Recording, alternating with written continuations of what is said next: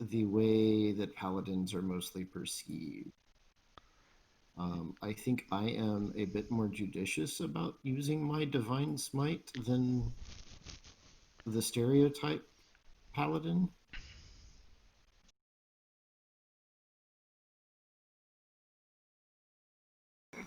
I'm going to start it up. I think this is back in episode 23, or are we on 24 now? We're on 24. Crazy. Anyway, yeah, we're opening up the morning after you guys killed all the giants.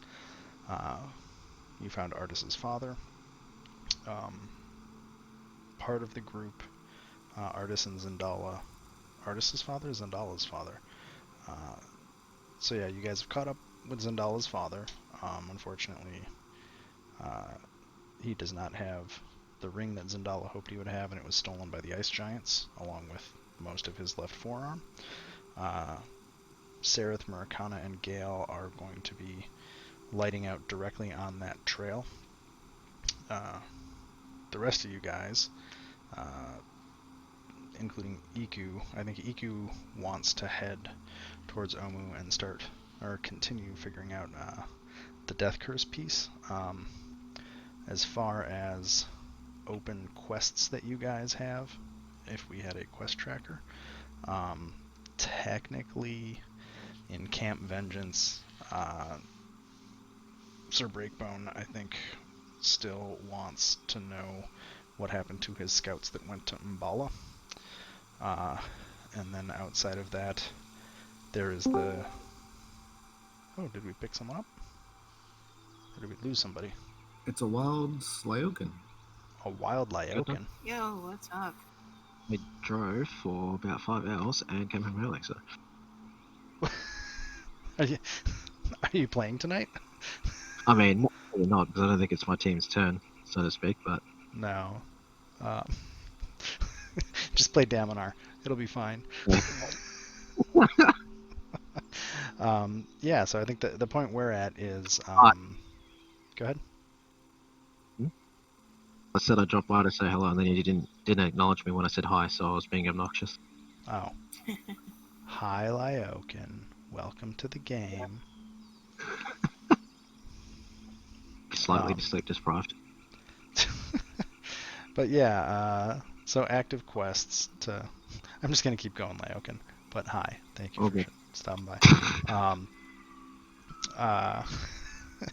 Yeah, so there's the map for the Lord's Alliance that has both Orlunga and Nangalore on it. That will supposedly net you a ship of some sort.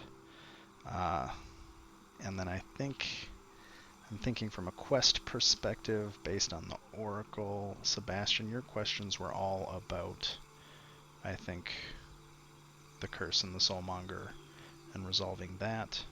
Yeah, and the totem. And the totem. And so the resolution to that is basically, at this point, in Omu.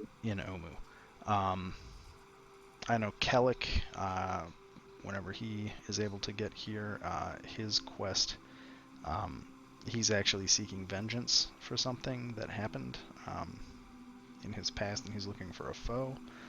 There's a chance he might be able to find more information about it somewhere in Schult. And then Teresa, I know one of your questions was about where your family is.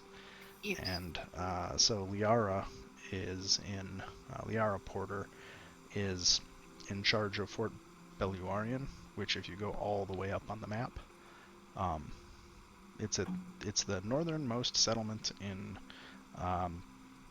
Schult, basically. Also, so she also the home base of the Flaming Fist jerks. It is the home of the Flaming Fist, which Teresa, you would probably be fairly familiar with, even if you don't like them, because your family has many members serving in the Flaming Fist, including Liara. Yeah.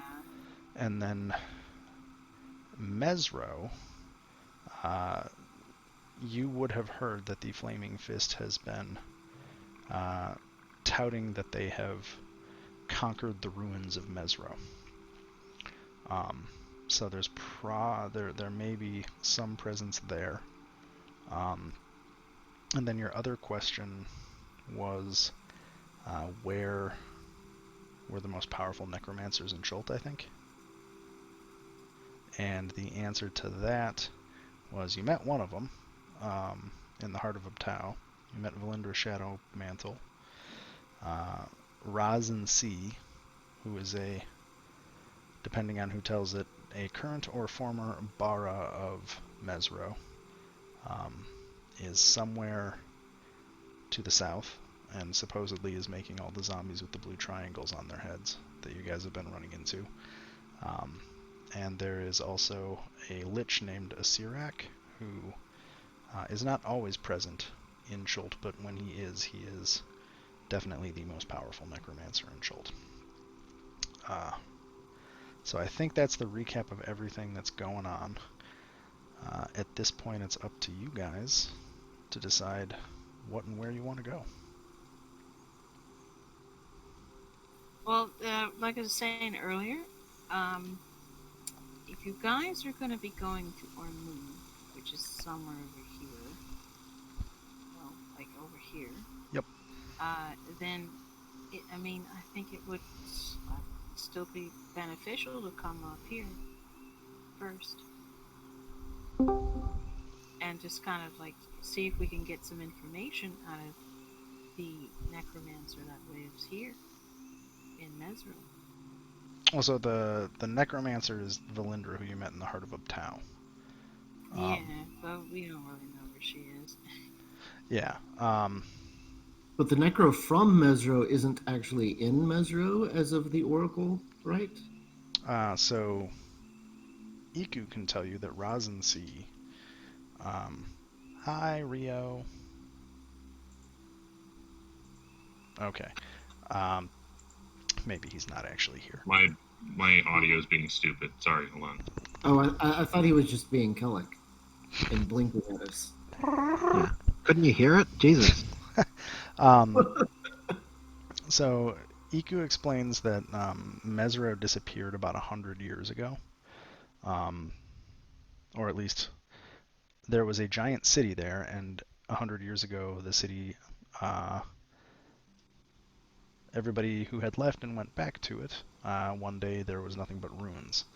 So nobody really knows what happened to Mesro, just that it got destroyed or laid to ruin or something.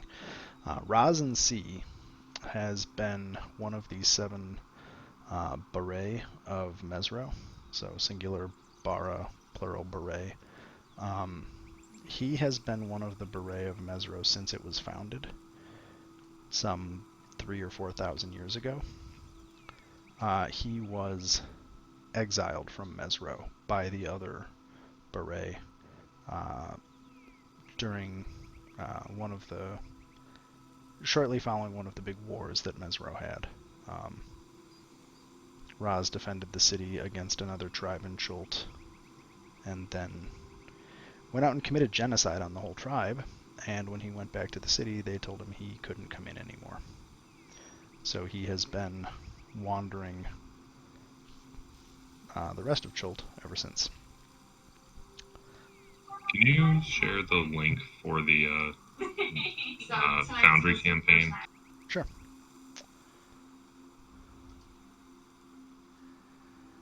I think it's pinned in general. Oh, it is.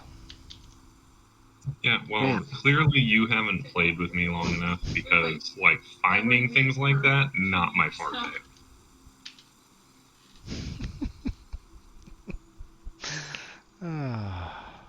There we go. So the short answer to that question is no. Razan C will not be in Mesro, certainly. If he's the guy who's making all the undead with the blue triangles, he's probably somewhere in this blob area of undead.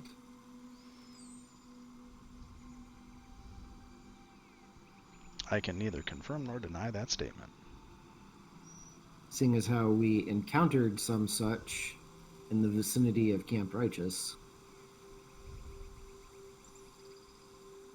And the folks in charge at Camp Vengeance wanted to know more about what was causing the undead to the east. Oh yeah, there's also a bunch of merchant princes somewhere out east of Camp Righteous. Somewhere. East? Yeah, so that was the event where when you guys returned to, or I'm sorry, well, east of both of them at this point. When you guys returned to Camp Vengeance last time, there was that huge 100-plus man expedition um, that had camped up north of Camp Vengeance, and they uh, weren't, well, oh, spoilers. Sorry, they left. They went east. Um, I don't know if that actually, I think they were still there. You guys just turned around and left, so never mind. Never mind. They're still there, maybe. What, just like all those people in the dungeon that we just totally promised to help and then left them? Haha. So, if we want to head back to Camp Vengeance, report on the other scouts that were killed. I would not be opposed to that, but I don't know that that gains us anything because Camp Vengeance doesn't really have a lot to offer us, except maybe information about where we find the big merchant caravan. Um,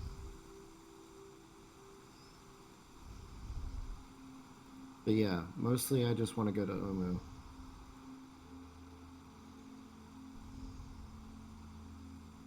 And crush all the evil that occurs there. Hopefully, thereby lifting a death curse.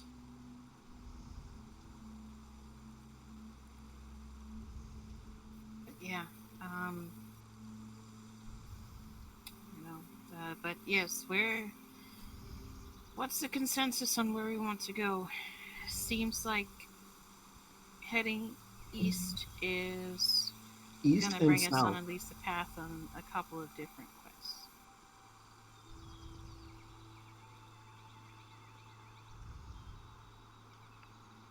Kalik, where you want to go? One sec.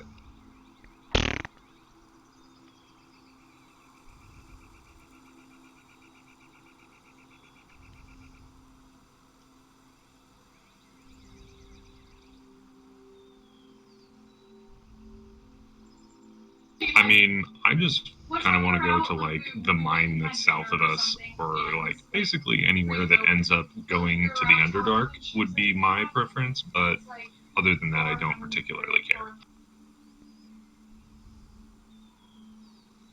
Like the target of my desire to wander the world is not in any particular location, so I'm cool with whatever.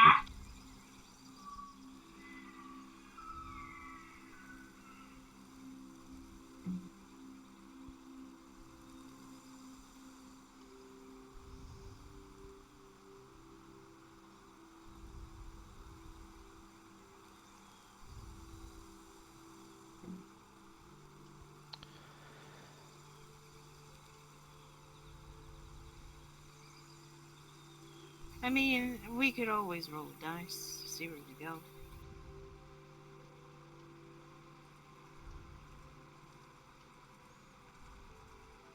I am open to however you guys want to decide to go, but Here's a wild thought.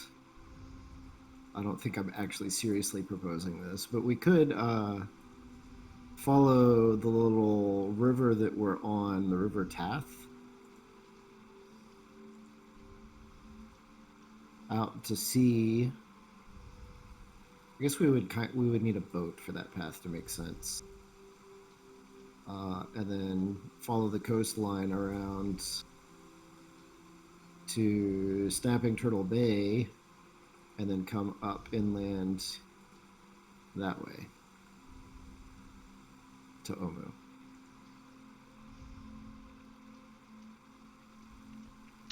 so probably the only place you guys know of where boats might be um, for certain is, well, there's certainly boats in Port Nyanzaru. Right. There's a good chance that there are boats in Fort Beluarian. If you want to get a boat potentially as a reward, if you can get to Nangalore, um, and then take that information back to Port Well, Um, we have the location of Mangalore. I don't think we actually had to go there. True. Yeah, but all that stuff is taking us in the wrong direction, and I don't think it saves us any time. The whole purpose of water travel is to try and move faster. And again, we're basically moving at the speed of plot, so I don't know that that's necessarily a concern. Um, I can say that there are a few things that you will get to see if you take the water route. There are also a great many more things that you will not end up encountering. Because most of the coast of Chult is pretty... Well, I mean, you can look at the map. There's Shilku Bay, there's Jahaka Bay, there's Mesro, um, and that's pretty much what you get on the coast. So if you want, I mean, it will be faster, right? Like, it'll take you... Yeah. But you also have to get back to Port Nyanzaru Right. to do that. Or you'd have to get to potentially Beluarian or Mesro. Shilku is definitely a place. Iku hasn't been there in quite a long time. It did at one point have, or the last time she was there, there were some dwarves there that were helping mines from the interior. That was kind of where the mines on the southern chunk of Chult would send their stuff and ship it north. The cauldron you can't sail through. She can tell you that. That's the water is hot and sulfurous, and the gas can literally kill sailors. The volcanic activity in that region is such that it percolates up through the water, hence the name the cauldron. Snapping Turtle Bay. So that's basically the caldera to a supervolcano. I mean, if you look at the map, there are 9 volcanoes you know of. Right. In Chult. And yeah, Snapping Turtle Bay, if you can get to it, is very well sheltered. But very few people ever get there. I kind of want to just go south to Shilku. And because there's a mine up here that I'm interested in, and like we go kind of through there if we just go directly south, and whatever this is. There are significant portions of the map that have yet to be revealed in a southerly direction, and that is kind of in the direction of Omu, so I'm good with south. Yeah, I don't have any particular desire to return to somewhere we've already been.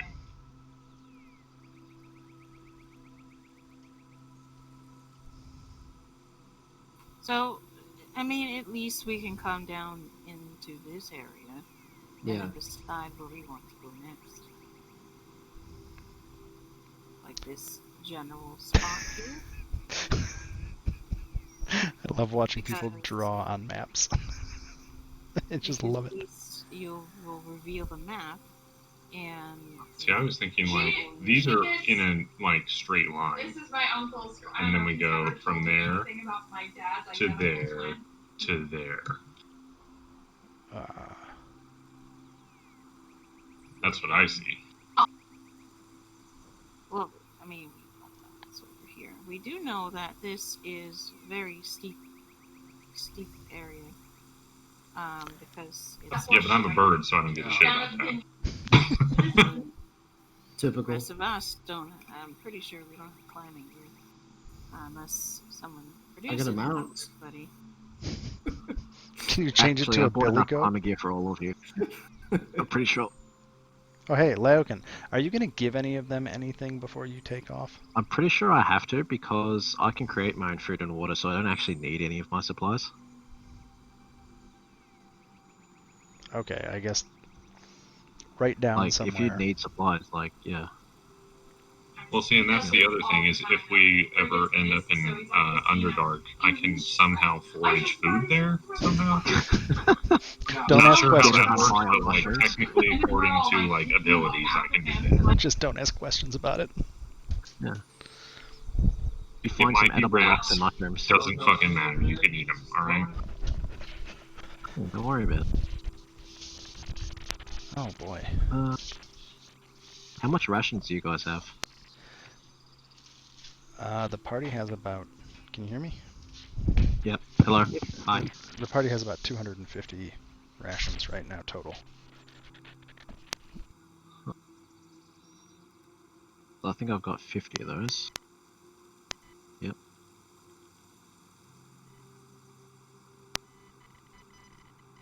Does anyone have proficiency in survival? I do. Okay, I'm back. Survival, we can maybe try to forage for food. I bet Wouldn't. Kellic is probably better at it than I am. Yeah, like I would have thought the ranger would have like at least some ability to. Can you only forage in the Underdark, or can you just like forage anywhere? I mean, anybody can do a survival check to try and forage. Ah, It's just at the cost of like how much time do you spend. If you spend a full day foraging in the rainforest, you're probably going to find food.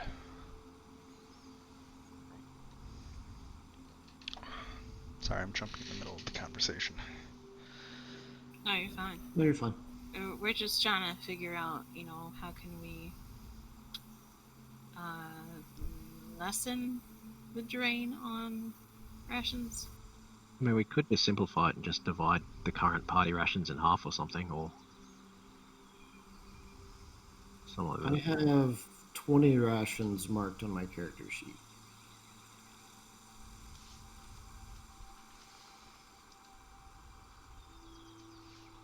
Oh heck, I can just give you 40 rations to divide amongst yourselves if you want. So, I mean, we could go back to the lobster people village and see if they have any to sell. At least maybe going that way to see what they got.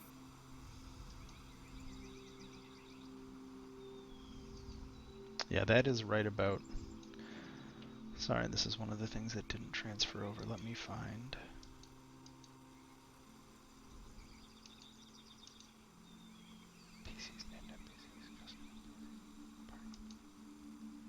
Where did Cora go? There she is. That city's right about where Cora's token is. That's Nephora, and you guys are definitely welcome there.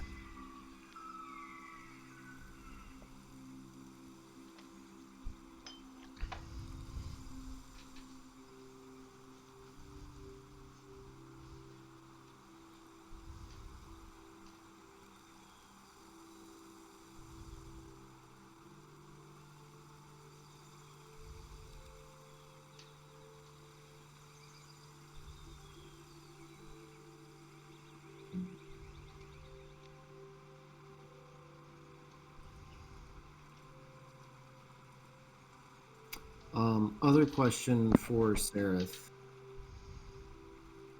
Um, do we know what Sereth's questions of the Oracle were and what the answers were? I think I gave them to Greg. I think. You asked where the body of your captain was. Yep. And I'm pretty sure the disappointing answer to that is it was just left where they killed him. Right. They didn't really care about the crew they were killing.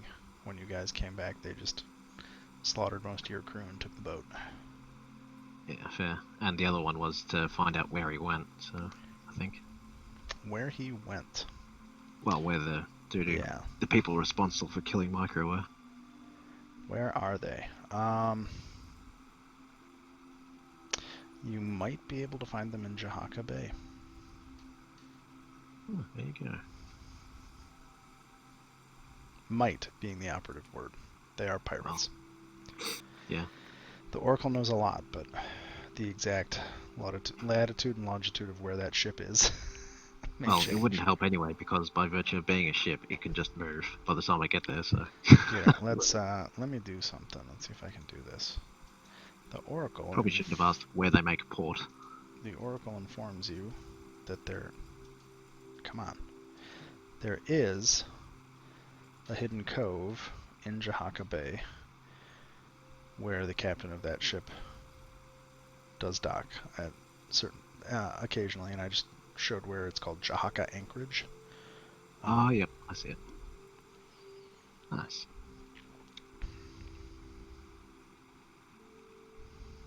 So you gotta go there and then. Wait, I think I have seen Army, didn't I? Yeah, cool.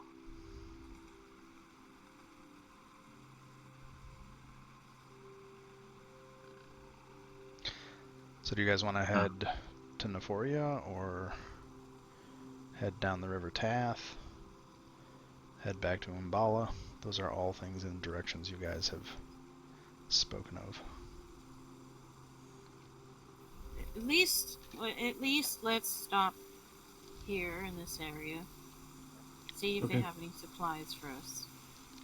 And then we can head south to, do whatever. Cool. Are you guys going to go back along the scouted tracks, or are you going to go through uncharted territory? Let's go through this little bit of uncharted territory. Yeah. So we'll Okay. go south, then southeast, and then cut east. Cool. Wrong party token. And Sarah, this is where I'm assuming for the ease of my life, you're actually going to stay with Zendala and Artis right now? Yep. Okay, cool. Otherwise, you're going to have to beat your way back. You're going to have to wild shape for a hell of a long time to get back I to... can technically do that for about I 9 know. hours each day. And boy, are your wings tired. Okay, so we're back to the day-to-day thing. Let me... Oh, sorry. So were you guys taking my rations? Because I probably won't need them, and you guys might. How about So I I can just adjust. split the party rations in half and make that easy? Oh, And okay. and the answer to that is each party has 115 rations. Cool. I'll just Alright. half the amount that I have then. Because I think that seems like the simplest way to resolve that. Cool, I can fix this later once I... Things I didn't prepare for. Okay, so the first day you guys depart, say your farewells to the other side of the party, and I guess wish them luck. You do, just to say it many times, Sareth and Teresa both have Ascending Stone. So you guys can communicate briefly with each other. So we can send snide texts to each other. Yeah. Gotcha. Yep. So I'm going to move you one token. Kellic, are you going to do your usual scout in the sky thing? You know it. Okay. So that will reveal one more. At this point, you guys pretty much killed most of the Terrafolk. So right now, I am not going to have you rolling for random encounters, Kellic. Just because the Terrafolk within probably 50 miles of Umbala are not going to fuck with you guys at this point. So to zoom in a little bit, yeah, so the river continues south. If you look at the map, you can probably use phenomenal powers of deduction to figure out what's going to happen if you keep following the river. Yep. So I'm just marking days on my travel calendar. So I'm just going to also delete a couple more squares and assume you guys get to the fork in the river. Yep. Which should be right about there. And so at this point, the River Tath continues flowing out to Jahaka Bay. And I'll say right now, Rio, I don't have a mine planned for right there. So I don't actually have a mine for you to delve into today. Or at least not that mine. because I was trying to get it done before the session, but unfortunately it didn't pan out. I had to do other things. There are other mines on the map if you want to investigate mines. I am not shutting mines down for you. So then, yeah, you guys are at this this little fork in the river. Do you just want to So I follow? guess we'll go east, follow the eastern path from the fork. Yeah. Oh, sorry, one piece of bookkeeping. Who gets the Triceratops? That's a good question. Well, I mean, it really depends on where the other group is going. Probably Sereth needs the Triceratops if Sereth is keeping the massive pile of loot. And she also bought it, remember?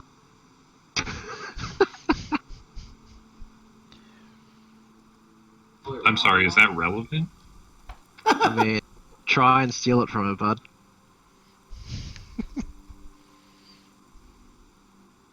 I mean, Yeah. Actually, don't no, know if you're a you. ranger, so you have good animal handling as well, so actually that might even work. Yeah, I was like, I don't know if I would like animal handle it or like sleight of hand a fucking Triceratops, but I mean, if anyone I'm could, willing to it's give it one a of us. shot. I mean, if y'all want to do contested sleight of hand checks to see who can steal the Triceratops, I'm all Oh for boy, we're this. doing this. Alright. Well, first we're gonna cheat. So Kellic gets a Guidance. 14. Damn.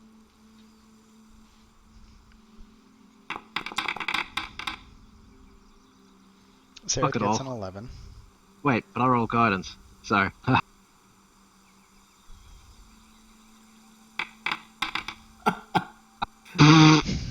Never Gets a mind 12. then. And then you guys both realize that it's a fucking Triceratops and you can't sleight of hand it. Good job. You both try Not to with that pull kind of the negativity. you both try to pull the Triceratops and it goes animal handling, and you both fail to steal the Triceratops. Slow clap. Boom. Slow clap. Uh, So that's a 13. Are you gonna try and handle that animal, Sareth? Oh God, um, freezing. oh, it's not working. What's going on? Oh, God damn it. Oh, it is rolling. Cool. No, apparently I'm just gonna do terrible rolls today. Okay, well, you tied, so this requires a roll-off. Lucky 13. Are you just gonna do a D20? You both got to handle that animal again. Right now, the Triceratops is like, Birdman has soft feathers, but Elf, soft hands. Oh, Yep. praising man.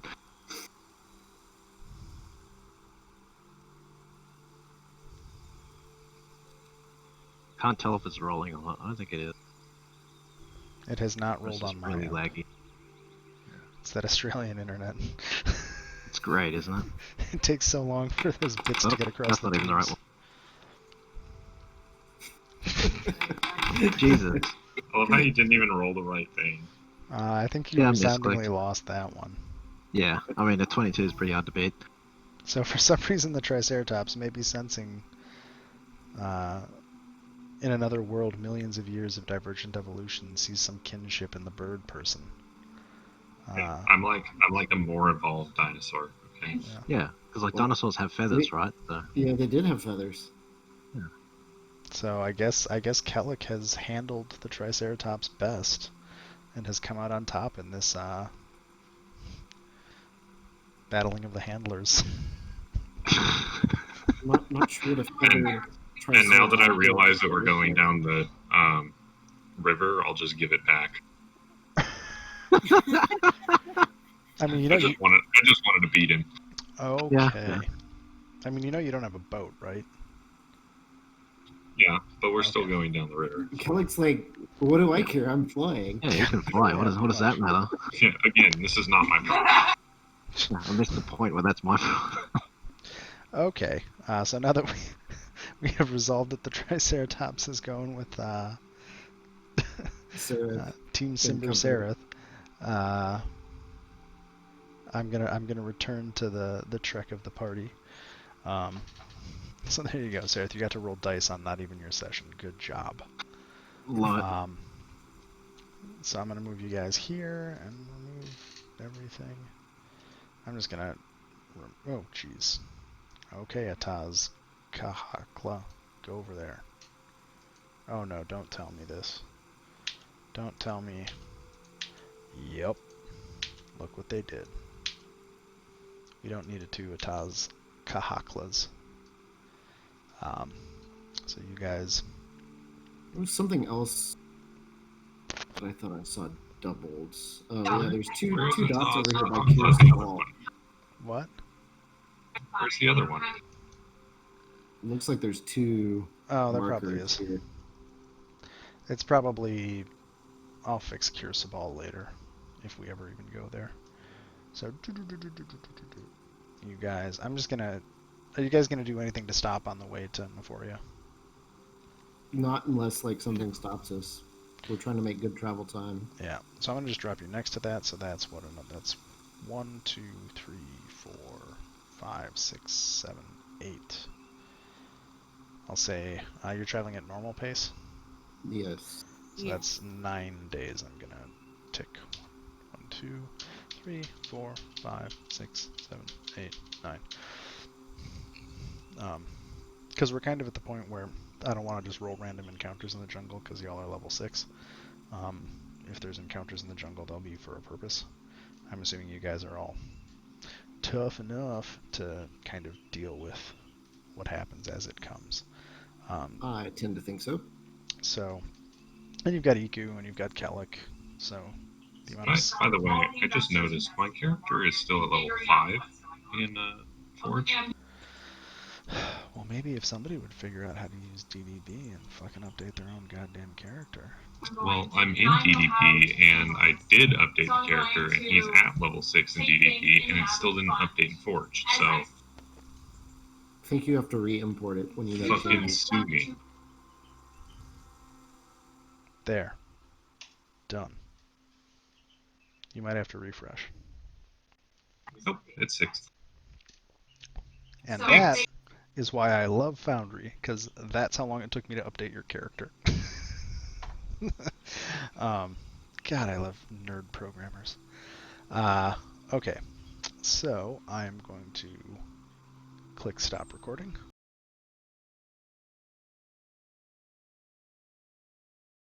Restart it, and you guys arrive in Nephoria. I think it's been probably, let's see here. So let's see, the last time you guys were in Nephoria was on day 33 of your trek. It's been almost a month that you guys have been hoofing it since you left Nephoria with Cora to take her and the representatives up to Camp Vengeance, and then looped your way back around. And at this point, the people look like they're definitely they've figured out hands. Is, I guess, the best way to Good. put it. All of the earthworks and the waterworks that they have are still there, but they've definitely been refining them. And you can see that they've started to lay out space for some fields that are kind of marshy compatible, that they could, foods that they could not harvest before. So they're actually having a bit of a renaissance here. And you can also see that there are in the camp a handful of the Knights of the Gauntlet. Kind of, you see one group kind of drilling off to the side with some of the Nephorians, the Eldani, teaching them how to use spears now that they don't have claws anymore. And as you I'll, guys, go ahead. I will ask to speak with whoever the ranking member of the Knights of the Gauntlet is when there's an opportunity. Sure. I'm going to tell you who that is in a second because I know who it is, but I forgot her name. Oh, I just have to find,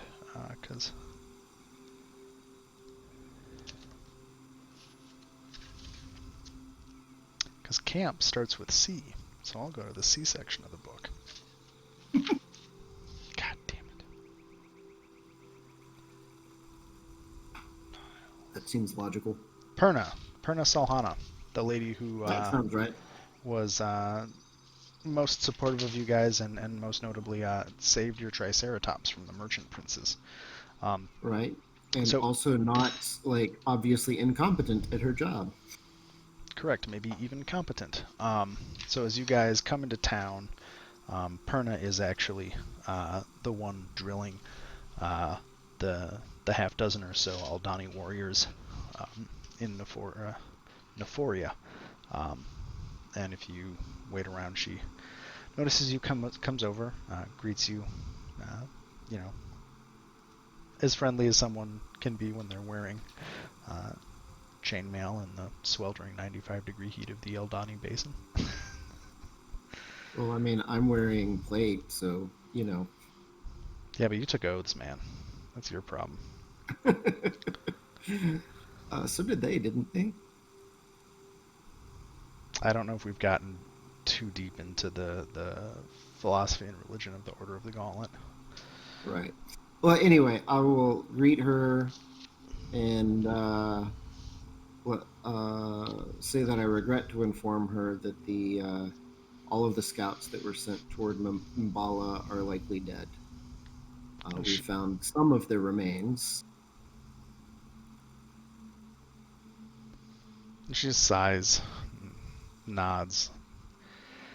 Yeah, that makes sense. I mean, if we hadn't They seen never him came by back. now, Yeah. well, thank you for letting us know. Um, we'll be sure to. And at least some of them are avenged, for whatever that's worth. Hmm, you'll have to tell me the story sometime. Uh, so what brings you guys here to Nephoria? I mean, I know you were headed south, or no, you were headed. Where have you been? It's been like a month. Well, we went Supplies. to Mbala, where we um, defeated some terrafolk who were the probable killers of your scouting party. Well, definite killers of at least some of them. Um, and a hag that had laid waste to the settlement that used to be there. And then we went further west to Oralunga, where we encountered a temple complex from another realm. And upon passing through it, we consulted with the Guardian Naga of Orlunga, which is also an oracle, who gave us some useful information to help us on our quest. And Perna just kind of takes this in. I wouldn't believe you, but that sounds too ridiculous to make up. Um, okay. And then she just kind of looks around and these people used to be lobsters, so, uh, yeah. Well, I'm glad you're all in one piece. Is there anything we can do for you? Are you staying here? Are you heading out? What do you? We'll probably overnight here, and if the settlement has established a store of supplies, we may replenish before we move on, assuming there's an opportunity for trade. And one of the Aldani who had been uh, drilling and kind of listening to this conversation, uh, just kind of smiles at you with just like the biggest like shit-eating grin, like, "Oh, we'll help you out." Like you, you've done a lot for us. We can give you at least as much rations as you can carry before they'll spoil. Uh, yeah, we can help you out. Um, and so yeah, you can definitely get uh, an amount of rations. You can probably get about another week's worth of rations, mechanically speaking, just because everything in Nephoria is very fresh. They Right. don't have any reason to be salting or preserving their food. So you Right. can. At least not yet. So what do we have? 5 times 7 is 35. So we'll add 35 rations. Or is it 10 days worth? Jesus. Goddamn TNT nerds. Fine, 70. You get 70 rations. Or no, what? A 10-day is 5 times 10 is 50. You get 50 rations. Screw off. Ah. Well, thanks.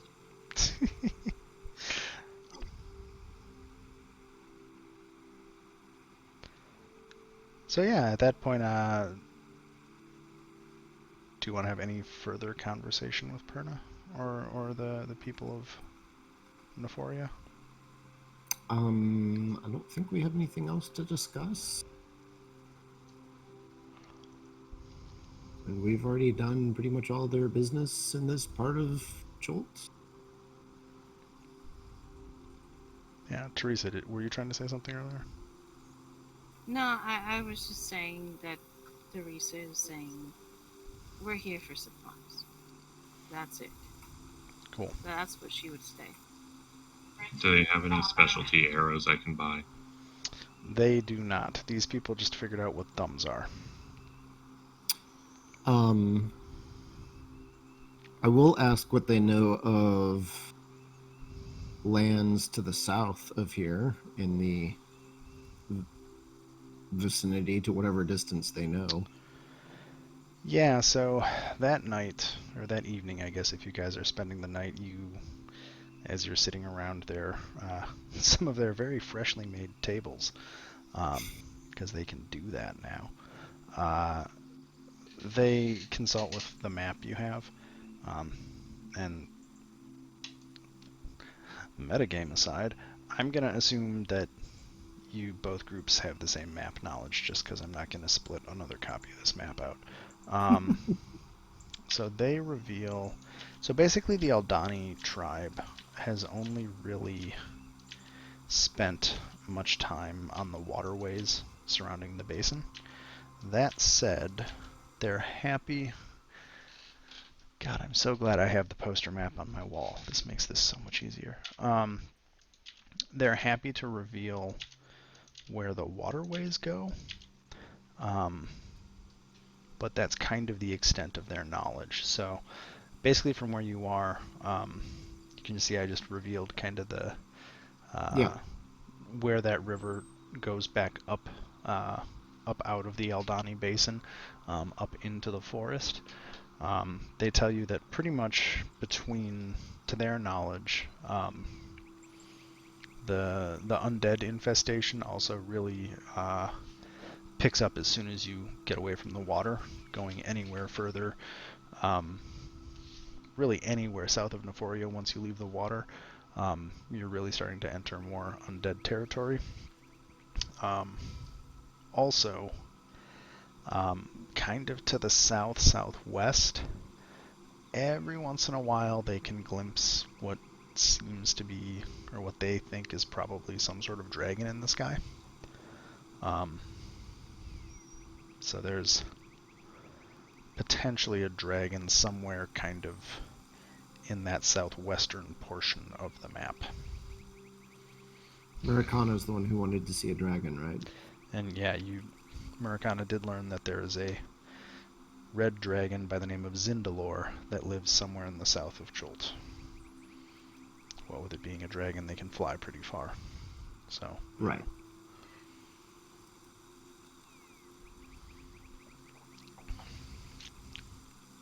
So that's kind of the knowledge you can get map-wise, because I think they haven't been much out of the basin in the last oral history. Right.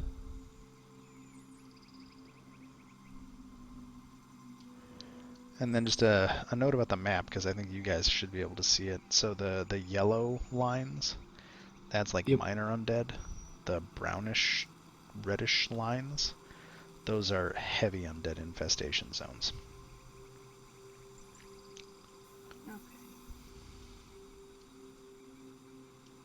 Fun times. Well, um, yeah, eventually we're gonna have to cut through the heavy undead areas. Right. So, do we want to make a special effort to avoid the territory of said dragon?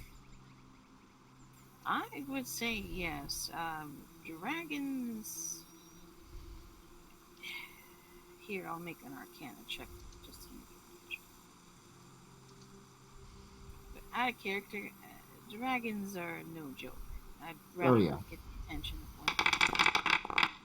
And then Aku warned us of something in the vicinity of the Valley of Embers, but I don't remember the specifics. Um, so what are you guys trying to figure out about dragons?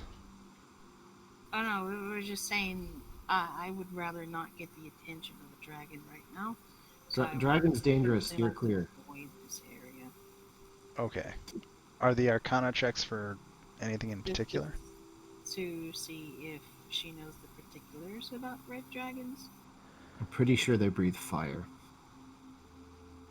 Yeah, I mean, I I'm was I was more wondering like if red dragons are ever like friendly entities. okay. So both of you, I would say you don't necessarily need an Arcana check for this. While dragons are fantastical, they're definitely real in this world. Yeah, red dragons breathe fire. Uh, they tend to be territorial and treasure focused. Uh, is somebody behind me, or is the bird making all that noise? God damn. Um, as far as are they friendly, um, I'd say over a 15, you know that dragons are intelligent, um, and they will converse. Um, like if you can find common cause with a dragon, um, of any type, there's a good chance that you can come to some agreement. Red dragons being uh, chaotic evil dragons, how good their word is maybe open to interpretation. Um, and red dragons like to live in mountains, so uh, there's no shortage of those in southern Schult, but you can probably bet that um, somewhere down there is in those mountains that you know about is somewhere in there is probably where it lives. Um, that's helpful. Um, but yeah, I think that's about Yeah, it. yeah, big fat no for Teresa. She is ill equipped to handle a dragon right now.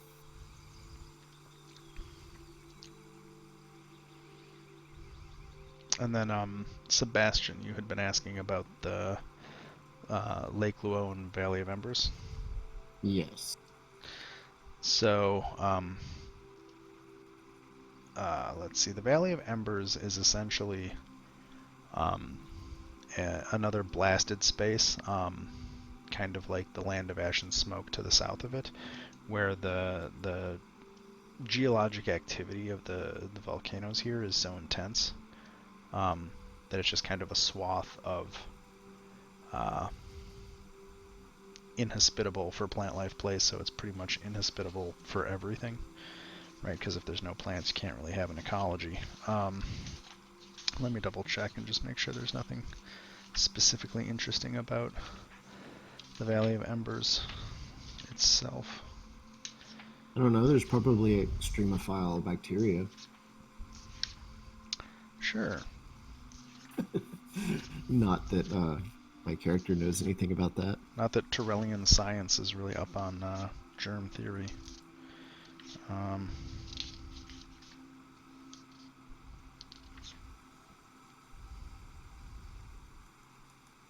yeah, it's pretty much yeah. So it's yeah, flows of lava, drifting ash.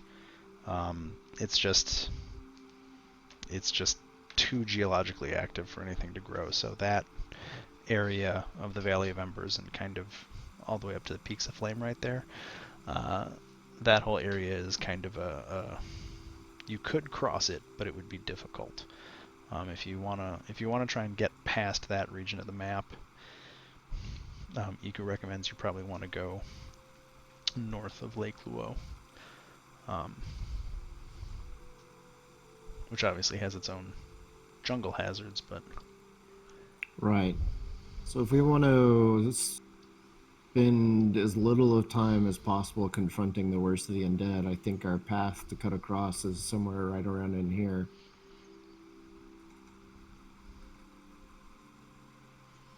Yeah, that is the idea there that I had. Um, I come at least through here so we can get to the lake, and then just trail around the edge of the lake if we need to.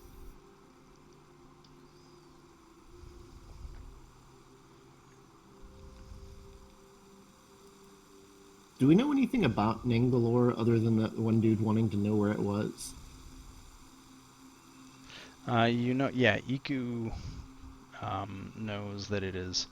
It's it was once a temple, and it is where the last queen of Omu went in exile. Um, Before Omu fell, their final queen was actually exiled to Nangalore. Um, Iku doesn't know why, and she doesn't know if she's still alive.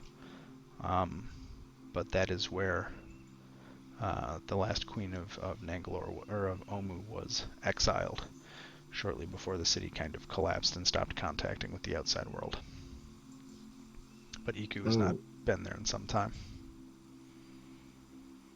well, in that case, that might be a point of interest to if we can find this lost queen and speak with her if she's still there, or any information about her that might be helpful before we get to Omu.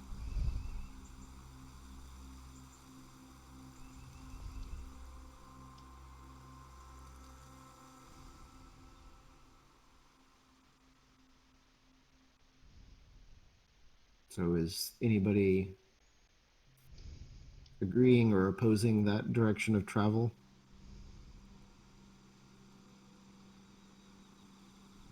So If you want to learn more, if the ultimate goal is to go to Omu, then what we can do is we come over here, we go to Mandalore, we come back down the river, go around the lake, and then we figure out what we need to do in order to get to Omu. Because you're correct, I think that it would be a good idea to learn more about the last queen before we actually go to her city.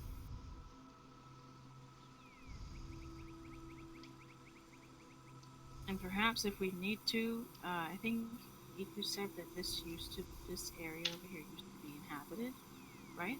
It's still inhabited. Um, Kirsabal is a temple complex. Like not a huge one, but it's a temple. It's a cliffside Yeah, temple of Aarakocrans. yeah, Um, the bird people. So yeah, like if we need to, we can go further up north and go here and make contact with the bird people. and Kellex just like Screwbird people, I want to go underground.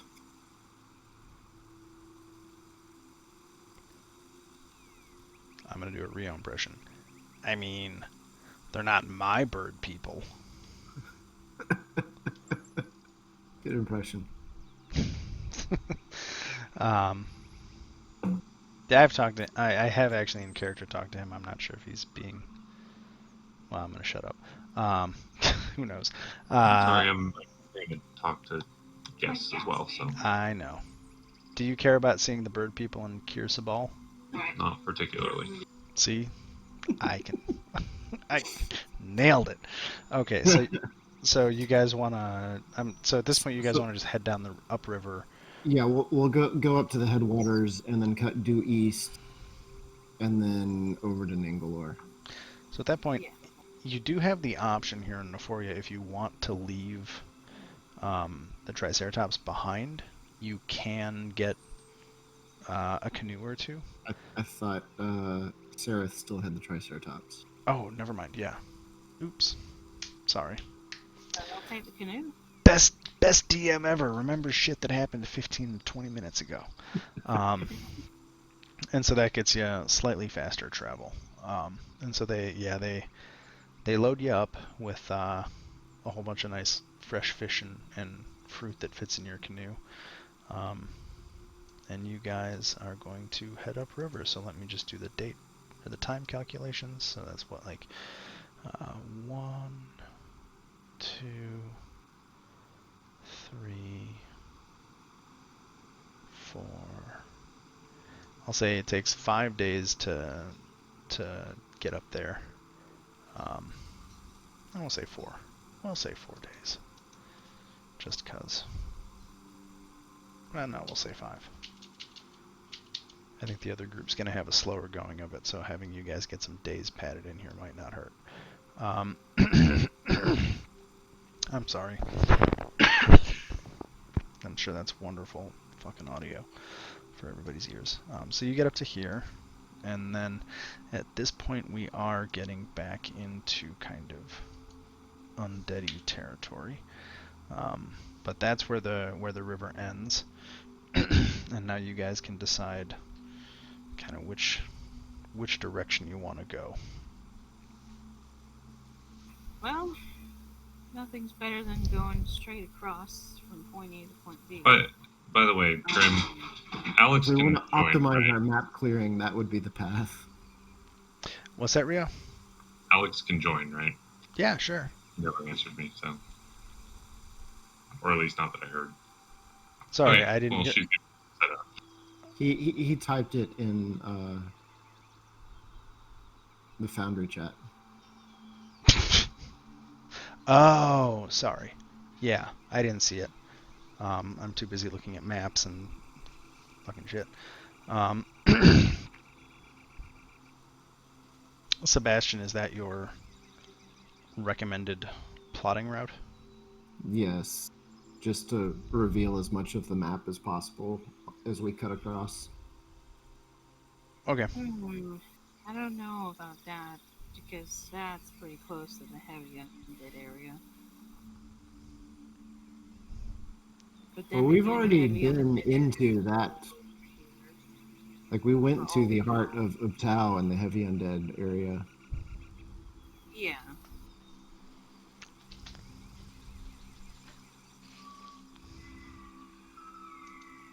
I mean, if we encounter hard resistance, we can always skirt further south.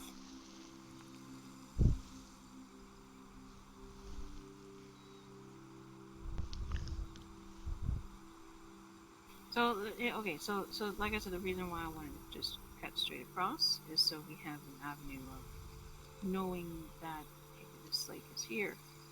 Let's go up here. I mean, we've only been told of this area, but we haven't actually seen it.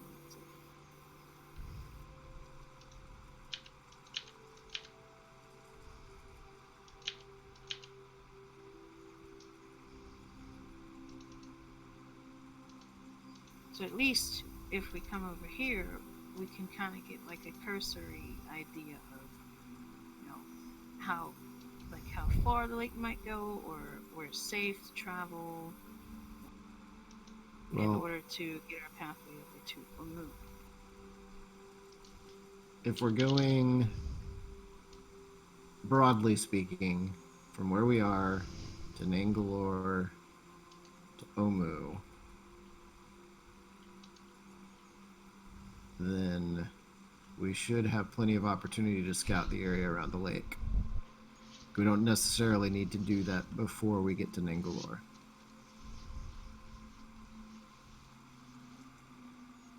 I mean, do you want well? It boils down to: do you want to cut through the forest, or do you want to try and go on the river? Because we do have canoes.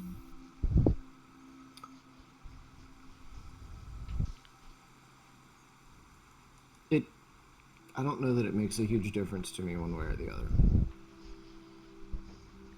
I'm gonna Well, I Use the mean, bathroom I while you don't know guys how discuss. time is. I don't know how time is measured when we're going through forest and dense jungle. So that's the thing.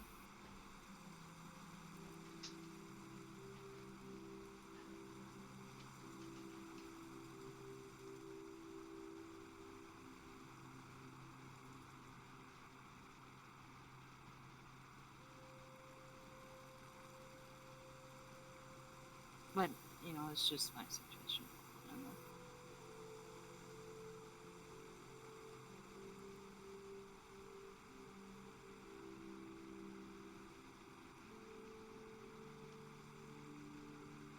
Because, like I said, either way, it could be that this area is like a really shitty spot. So we really don't know unless we go through everything.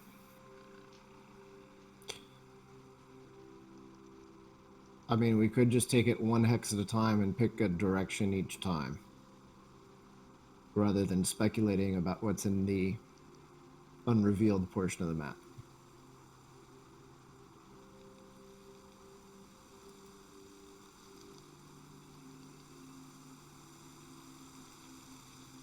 I think that would be a good place to start.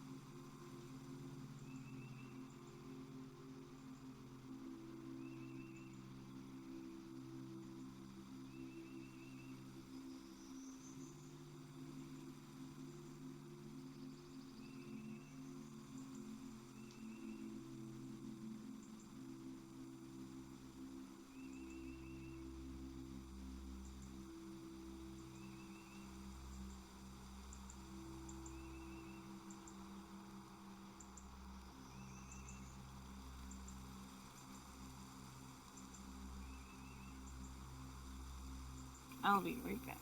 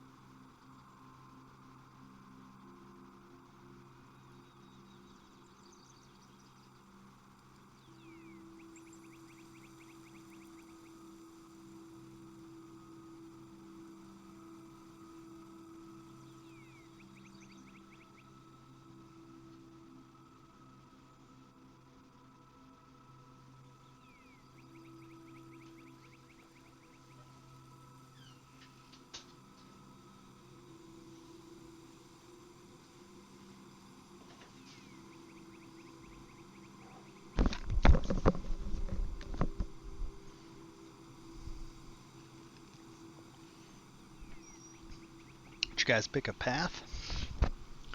We're gonna go one hex at a time. Okay. Which hex first? Right here, I think. Cool.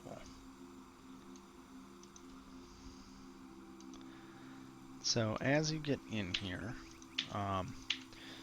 you definitely notice that there is less wildlife than in some other parts of the jungle. You've seen just kind of fewer animals rooting about. There's not no animals, um, but definitely not quite the abundance you have seen uh, before in some of the spots of the jungle. But other So than then we're that, it's gonna a pretty uneventful day here. avoid the heaviest part of the undead and come this way. Okay. Um, So, DM, real quick, I have a question, yeah. sort of like a game mechanics question from your standpoint. So, I just came up with an idea. Now, if we were to run into undead, um, would it be possible for me to get creative with animate dead and control the undead and send it away?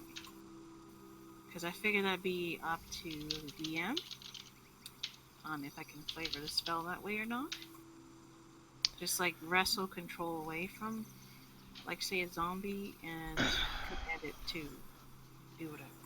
Yeah, so is this, sorry, I want to look at the actual spells right quick.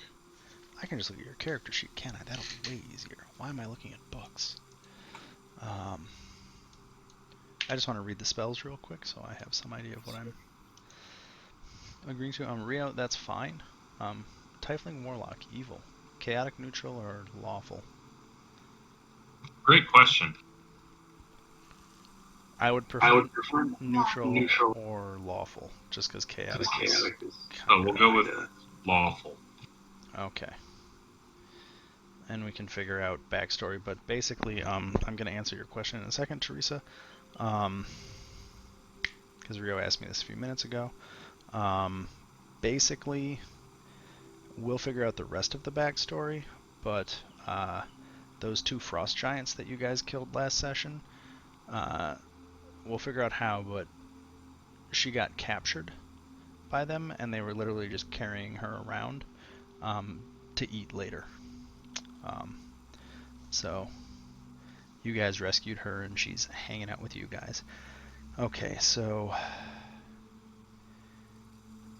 are we talking about animate dead here, Teresa?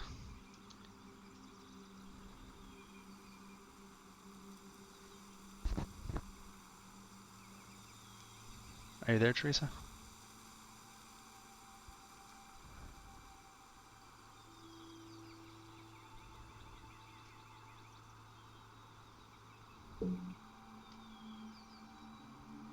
Is there a question? Sorry. No, I'm asking Teresa because she had a question about how she can use her necromancy magic on any undead we reach. Did we lose Teresa? I think we lost her, didn't we? Just disappeared from Foundry. Yeah. I'm assuming internet. Okay, so you can use a bonus and command you can aid with this.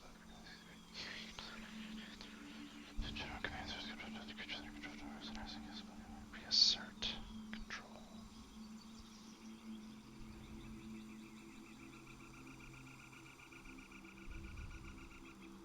Okay.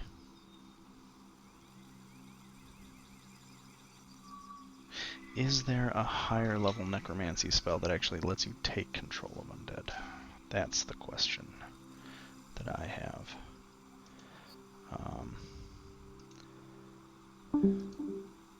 Yep, there it went.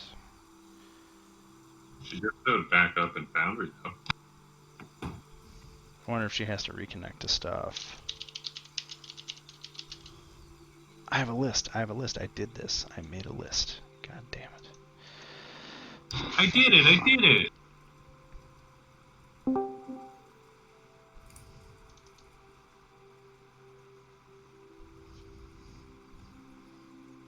Are you back, Teresa?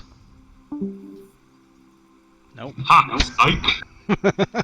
Screw you! I love the internet.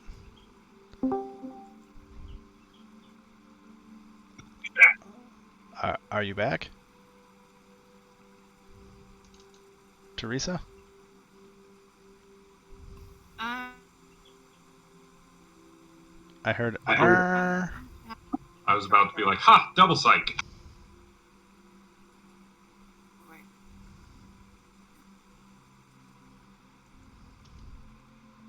Oh, man. The School of Necromancy wizard gains a class ability at 14th level to bring already existing undead under their control, even if they were created by other spellcasters. 14th level would be a 7th level spell. Is Yeah, that? and this is a subclass ability, not a spell. Oh, God damn it! I'm on D&D Beyond. Um, Oh, this is so stupid.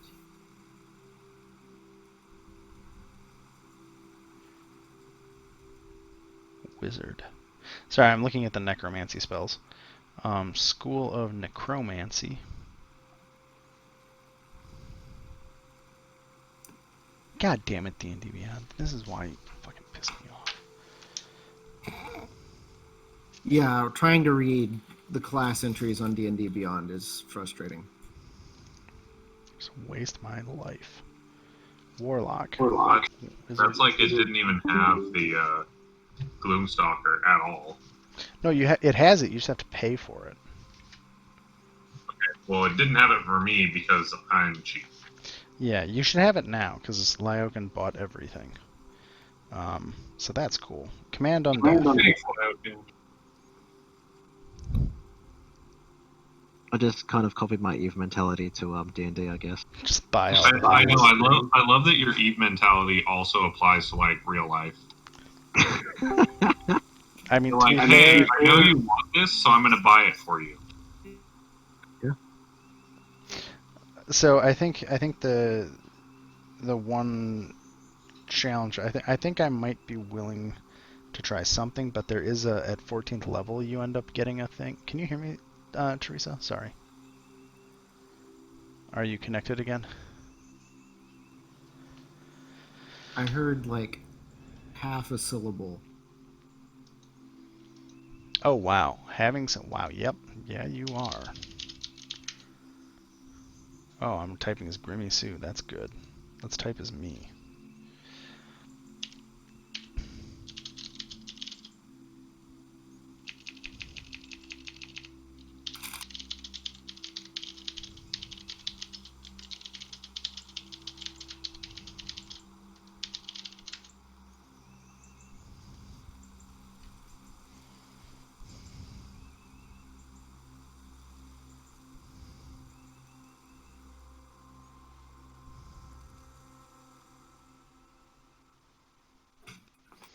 Yeah, because I think my take on it is because there's a 14th level ability that literally does that. Um, I think if you wanted to try and use Animate Dead at like a high DC, you could try it, see if it works. But it's going to have a pretty high DC. Is kind of my thinking, because I think that's a cool way to use the spell. And she's gone.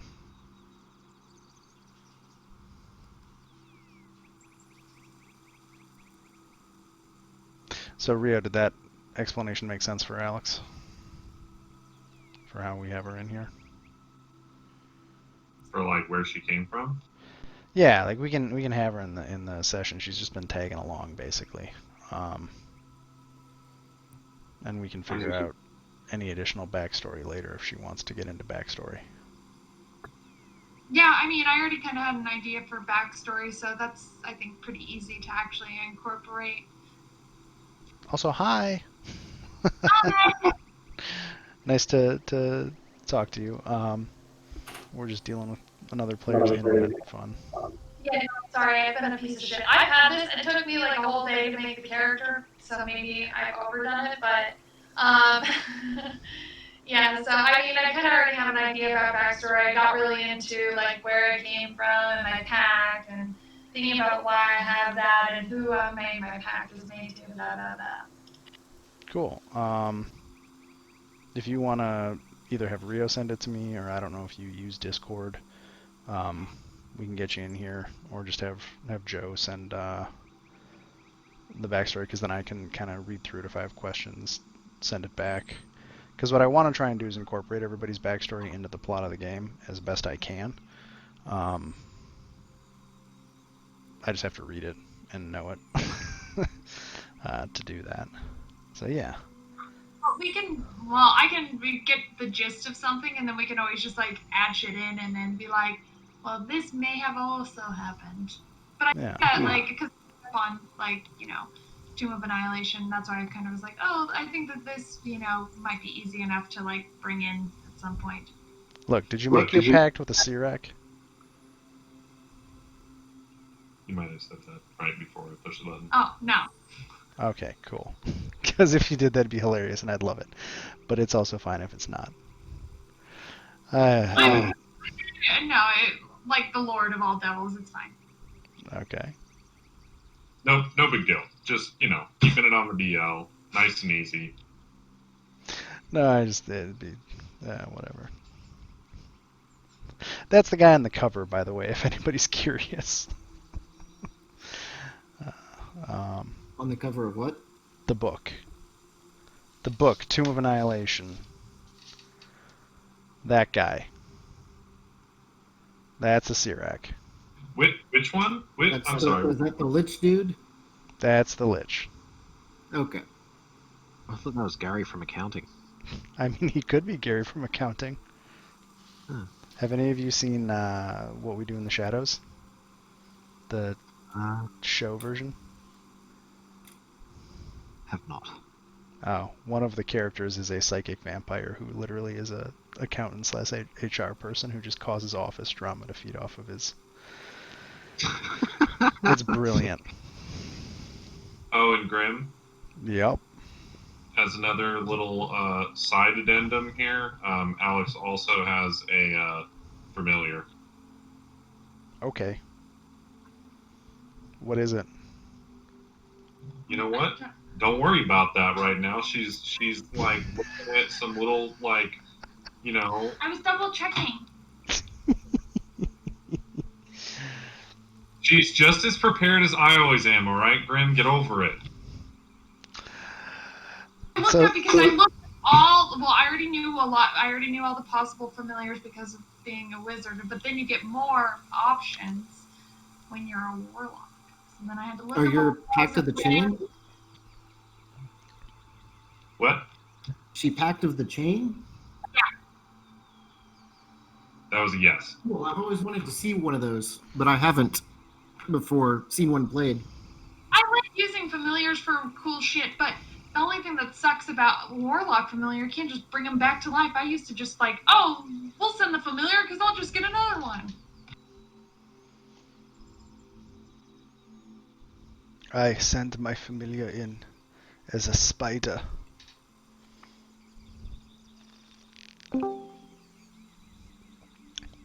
Is the third time the charm? Yeah, I don't know. Ultra Psych. She spoke that time, Rio. You gotta give her a second. Come on. Okay. Teresa, is our internet's working? I don't think they had it. Is our internet work good?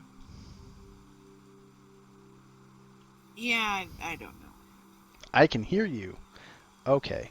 So, I was looking at necromancy spells and the necromancer, and the take I had on it is this. At 14th level, you literally get a spell that does the take somebody else's undead over thing. Class ability. As a necromancy subclass ability, yeah.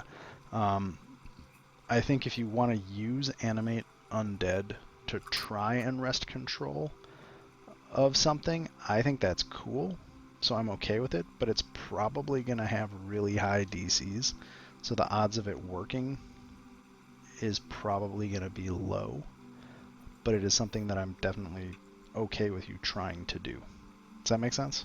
Yeah, that was the whole idea. Okay. So it's kind of a high risk, high reward thing. Because I'll probably set some like... The DC will probably be like 10 plus 2 times the spellcasting modifier for whatever created it. If you try to burn... I'll come up with some sort of... What is it? It's a 3rd level spell, so what if we do... The caster who animated the undead's spellcasting modifier times 2 minus the level of the spell you burn. Plus 10. So like if it's a caster who had 6 to their modifier, it's 12 minus 3 for animate undead, so that would be 9. So it'd be a 19 DC. I was about to say you can't have 6 to your modifier, but I forgot NPCs are cheaters. I don't know. I'm making numbers up to illustrate the point. That's fair. It makes sense. It makes sense. Just 'cause- NPCs are cheaters. I mean, they have It's to. the way the system's designed. So, Yeah, I like- mean, Legendary actions are literally just a way for the DM to cheat to try and make a single monster worth potentially fighting. So, yes, there's the answer to that question. I hope. Was that as clear as mud for you, Teresa?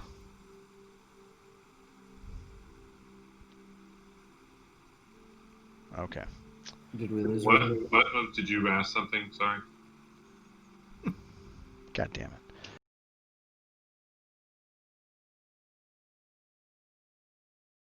Alex was talking to me, so sorry. I didn't ask you. I will shout Joe. I won't shout it because everybody else will pay for that.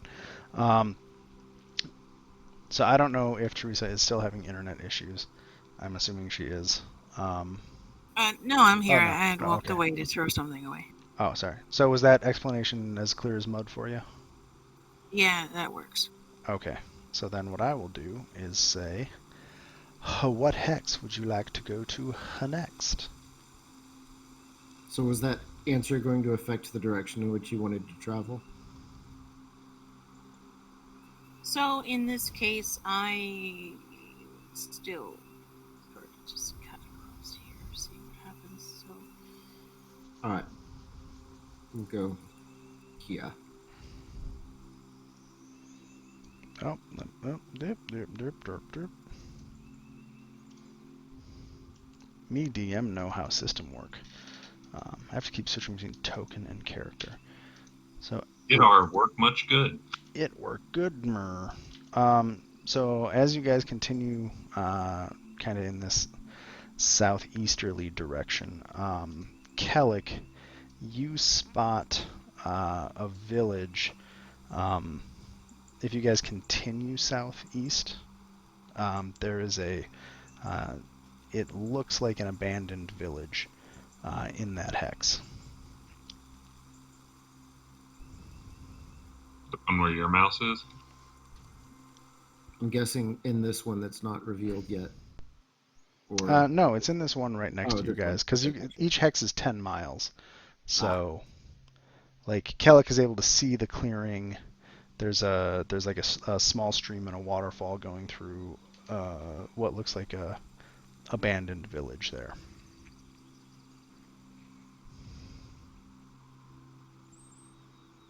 We should go there and see if there's any interesting information to be gained. Since Sarah's not here to say we should go there and loot their stuff. That being said, like as a racial trait, Eric Okra still like really likes shiny things and like picking them up and taking them. So you're a klepto. Kind of, yeah. I mean, picture like a raven that constantly is taking shit. Like, yeah, I'm gonna take stuff. Look, you're. I'm also not like driven to it, like certain kleptomaniacs that may or may not have been with the party previously. But I mean, as a racial characteristic, like Eric Oker are drawn to like shiny stuff. So what you're saying is you're half Kenku. I mean, it's like a Kenku that didn't get fucked up and cursed. So yeah.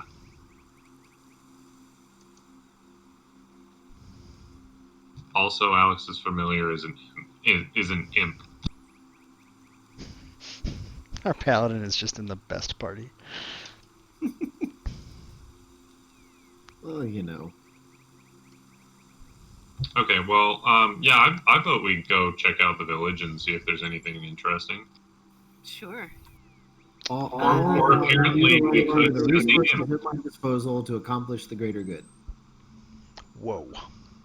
The feedback loop that just happened was phenomenal. I think I heard lots of yeses, so did anybody say no? I did not hear the word no. Cool. The only caveat was we could send the imp first. Trolling your girlfriend on the stream. Awesome. I'm just gonna say we can polymorph my imp polymorphs, and he can polymorph into a raven and fly down there, and also be invisible. So we can check it all out first, get a report, and then see what's going on. So here's an idea that I had. Since you mentioned that you have a familiar, we can send both of our familiars into the village to take a look, because we can view through our familiar's eyes. Is there a range limit to that? It's 100 feet. Well, not if you. Not technically. Yeah, there's no range to having the familiar out, but in order to receive information from them, it's 100. Right. That's what I was asking. Well, I think that doesn't that depend on if you get telepathically stuff, but if you go deaf and blind, you can see through their eyes, but then you can't really do anything. But I don't think Right. there's a range limit on that, right? Right. So we would have to stay put somewhere with the whole group watching our backs while the familiars are out inside the village. Yeah, especially because if the only way we'd really know anything that's going on, we'd pretty much probably have to go deaf and blind, so that wouldn't be great.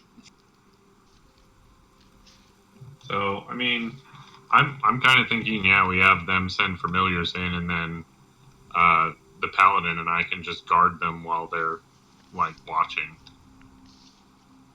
Sure. What I'm going to do is just hit some buttons on my end.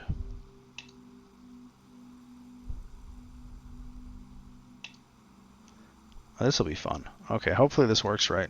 Update. Real quick, what is your familiar again? It's like a flying cat. Yeah, it's a Tresson. Bury the Tressim. Okay. So I'm going to try something. Hopefully this works. Hey, look, a new map is loading. Yay, is that working? I worked on my camera account. Hopefully you guys are seeing an image of a village appear on the screen. It's said it's loading, but all I see is Gray. the gray back color. Oh, hey, there's an image. And a map. It is our village. Yay! So, you see, I have you guys focused to the bottom of the map right now because it's one of those maps that has the concept art on the bottom and then the actual map up top. So you see this little village nestled kind of along, or with a waterfall kind of coming down and pouring out. Normally this would be a very pretty serene sight. If you scroll the map up, I'm hoping the whole thing is currently revealed for you guys. Yeah, It is. So in the some monsters potentially. So in the time, that you guys were discussing and Kellic got back, like an hour or two has passed, or probably about half a day actually, right? Because you guys had to traipse through about 5 miles of wood to get close enough. So we'll say you guys are basically, you can kind of pick which direction you want to approach this village from. You will have to pick one at some point. There appears to be 5 individuals dressed in red robes. They are, for reference, let me get my ping. Yes, Red Wizards of May. So there's one guy. How does pinging work? That's what I want to know. Yeah, I really want to know how to ping in this. Maybe I need a module for pinging. Here's what I can do. We will draw a freehand. This dude and these 5 persons up on the ridge are all dressed in red. I see 4 on the ridge. And 1 down to the south. Okay. Down to the south, there is a pile of mixed zombie types and a couple of Yuan-Ti. And the wizard to the guy in red to the south is trying to kind of make his way back across the bridge, and the ones up top are all in kind of defensive positions right now. So it looks like there is a conflict happening here. And at that point, I think it's up to you guys to decide if, how, and where you want to engage with this scenario that's playing out. And I'll give you about a So, minute or two to decide. Which in direction are we character, approaching from? Outside the gate? So you're currently to the west. Is north up on this map? Yes, this is normal orientation. So if you guys want to essentially spend a little time to get around to a particular side of the map, you can. Otherwise, you can pretty much the water here is so low that you can walk through it if you wanted to. How does this village not flood in the rainy season? That's a fantastic question that I have no idea what the answer is. I like Maybe that. there so all out right, of maybe character, it I have never a rains. question. So my question is, being that Teresa is a learned person, she would know about the Red Wizards of Thay, correct? Yeah, you guys have even met one. Oh, you didn't meet one. The rest Yeah. of the party met a red wizard earlier, who they kind of rescued. Well, they did rescue, and then she flew away. Well, Magically. so basically, we have 2 of the 4 people playing right now have met one. And Okay. I definitely know what red wizards are because they're the uh, evil It's commies from the the east, Magocracy. from where I live. Yeah. So it Thay is the Magocracy that used to be a mage city where all 9 schools of wizardry was practiced. Then the school of necromancy did a coup, and much of the land is covered in undead. So, yeah, I'm pretty sure Teresa would know who these people are. I mean, I think all of you would have some familiarity with who the red wizards of Thay are, if only because they have had markets, magic markets throughout the Sword Coast. Yeah, I think Teresa would probably know the most just because of magical stuff. Sebastian, you know them in a very negative light, right? Yeah, Um, they are depending on what point in my history you're talking about, they are either the hostile neighbor to the east or they are the Cold War neighbor to the east. yeah. Kellick's just over here like, yeah, the last one we helped fireballed the fuck out of some shit, so I'm good with helping. Because that's the one that's like basically saved us. Well, definitely saved Arm from the T-Rex. I thought that was Zendala. I mean, it was It kind was of a a bit of both. yeah, The dollar polymorphed it. Oh, right. yeah. Well, yeah, but the Red Wizard like fireballed the fuck out of it and like distracted it, and then like Arm Well, survived. from a pragmatist standpoint, I know the 1T with their undead are not willing to negotiate.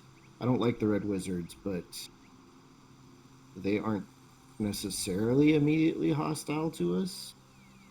That's what I was thinking, because Teresa, she would rather assist the Red Wizards just for the fact that they might not even care about us. They might be able to be, negotiated with. And in character, Teresa's like, fuck you on tea, right? I don't think any of you have love for Yuan-Ti at this point. So she would be for assisting them and getting rid of these undead here. So I think that's 3 or 4 votes for assisting the Red Wizards. Is anybody against?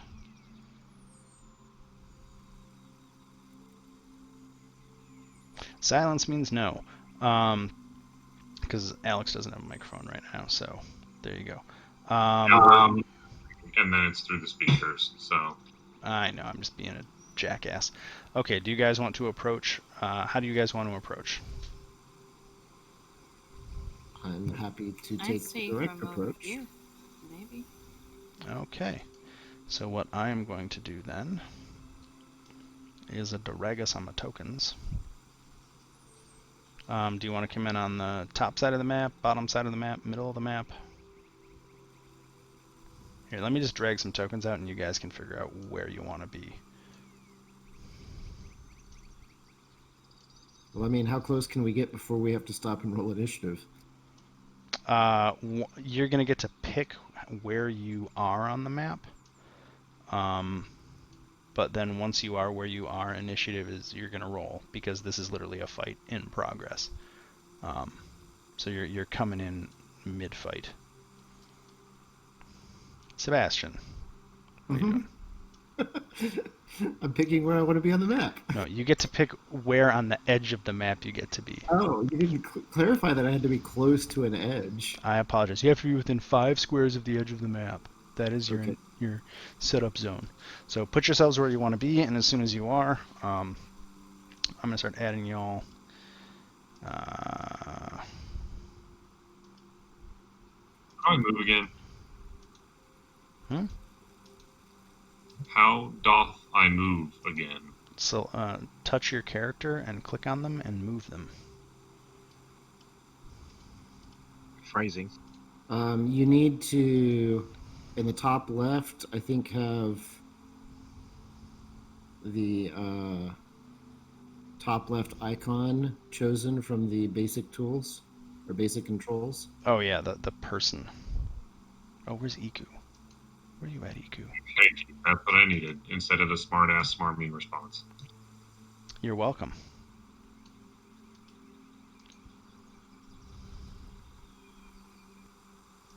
It was Iku in Coatl form. She is not right now. Alex, the ghost person. Oh, it shows her in Quaddle form. Sorry. Yeah, Alex is the ghost.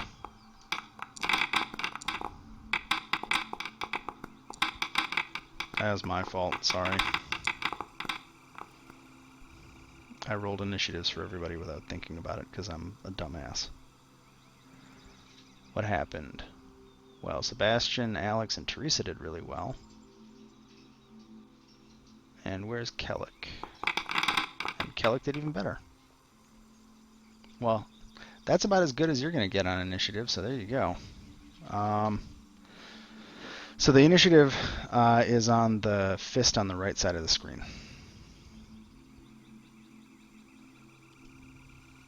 Does that So make sense? what? On the right side of the screen. Sorry, Mhm. left side. Left side. No, right side. God damn it. You know where the chat is? It's right Yeah. next to the chat. That's the fist. That's the turn order. Ah.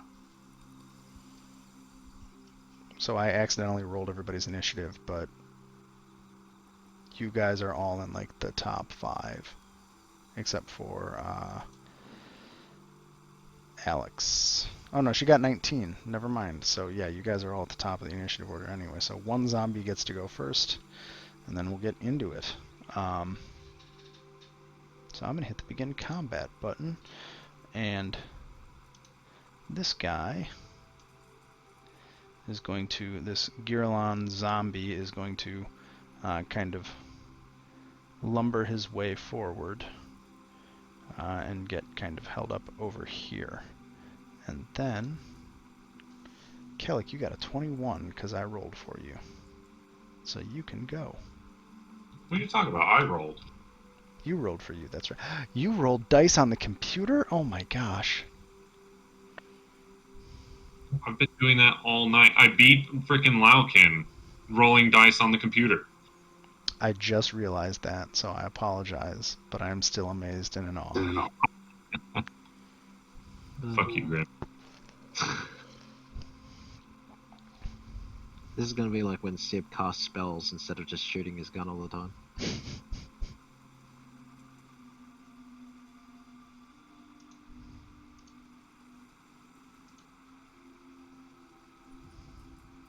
green thing? What the fuck is that? That green thing you arrowed to? Yeah. That's a Yuanti. Okay. Well, fuck them, little shitheads. What do you mean? Um. They've been no threat to you so far. Yeah, I mean that's true.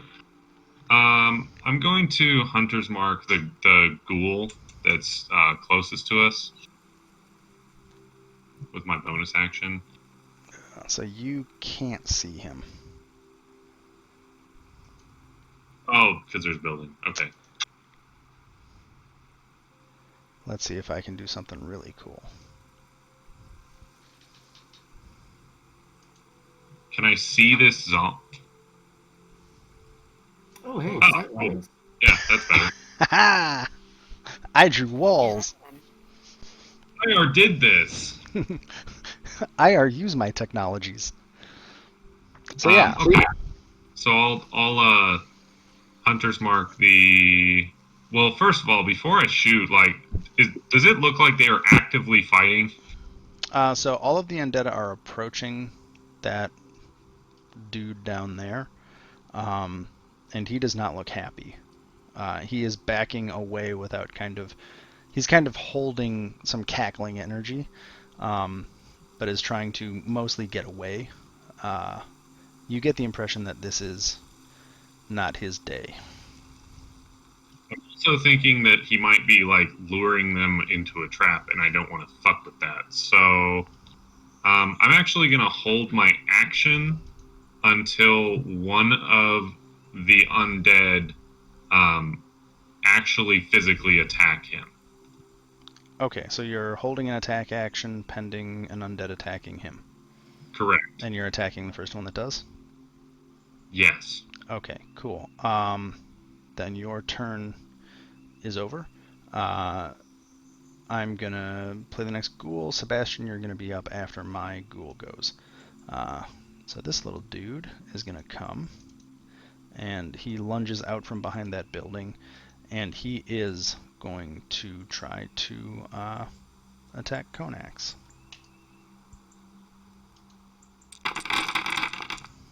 So you'll get your shot right after this. And boy, he doesn't hit him. He gets his claws kind of tangled up in the robes, and Konax kind of swirls away, or the wizard swirls away. Uh, I don't see multi-attack, so that makes it.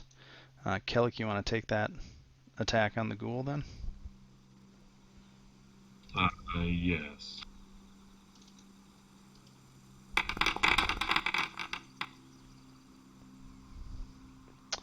So the 25 will hit. And you do 7 damage.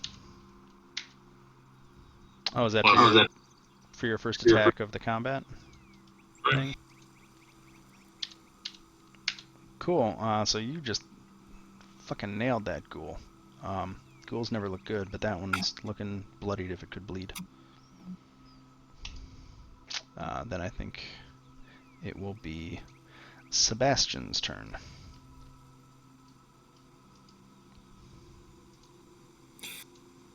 Okay. The elk is going to double move, and I'm just going to move the one token. I'm still on the elk. I moved you. Okay. And then I am going to attack. Does your spear have reach? It does not have reach. What's the fucking deal with the elk?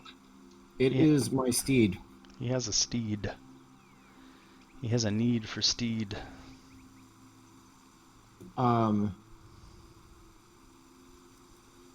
I'm assuming that since I'm on a large creature, I can sort of like lean over toward whichever side of it I want to attack from there.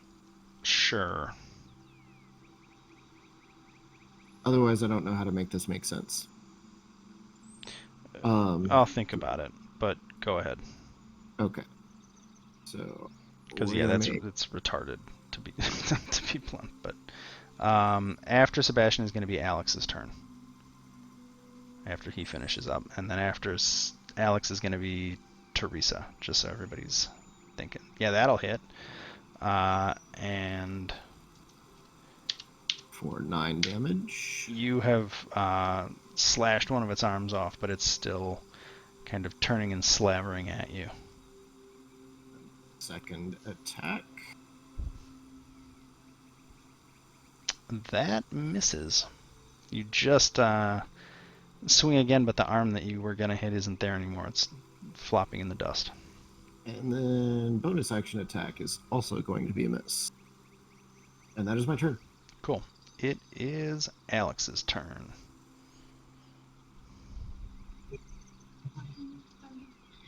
And then Misty step back. She's planning. JK, she already has a plan. I'm just trying to get closer. So can you move me up? Where?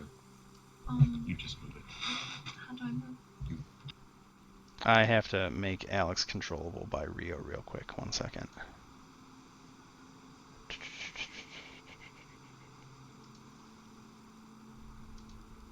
Okay, you should be able to move Alex's token now. Joe. Yep.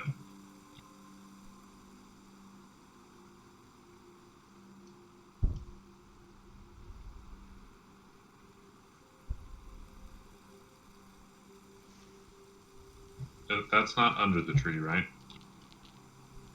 I mean, it's under the edge of the leaves, but it doesn't make any real functional difference. Unless you're trying to do something. Well, yeah, no, it doesn't matter.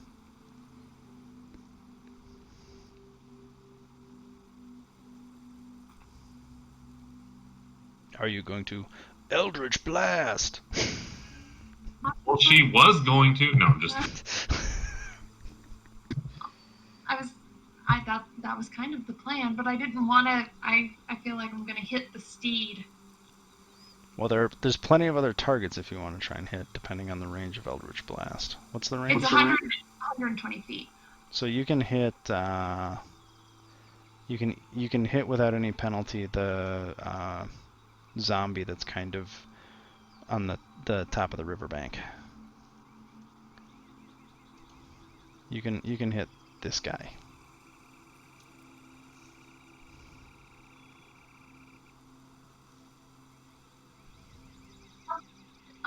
Yeah, because I don't want to really use Misty stuff right now, because that would be a slot. So, Eldritch Blast that guy.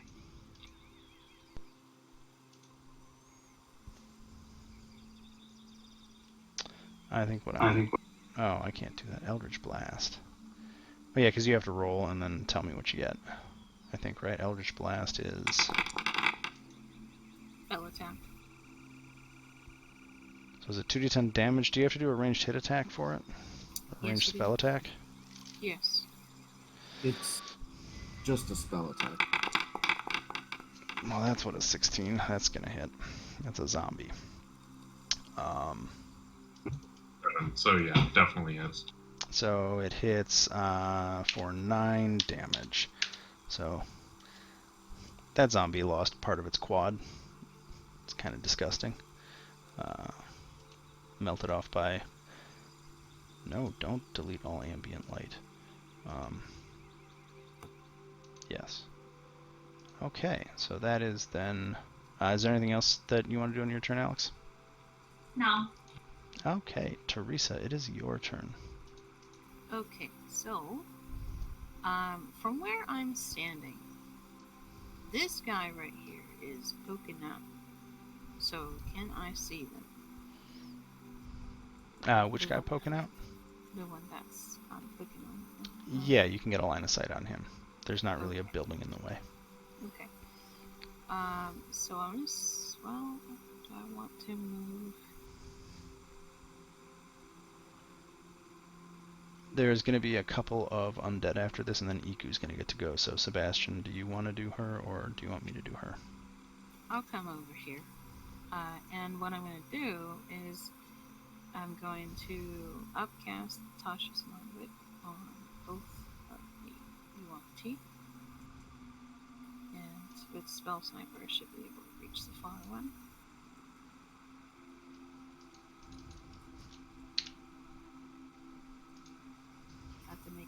reflex save. Okay. The first one, normal. So he got a 13. 15. DC 15, so he fails. And the second one,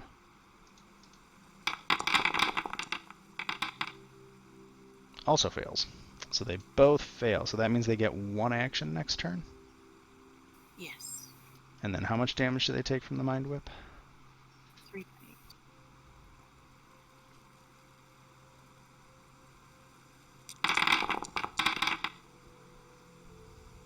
Oh.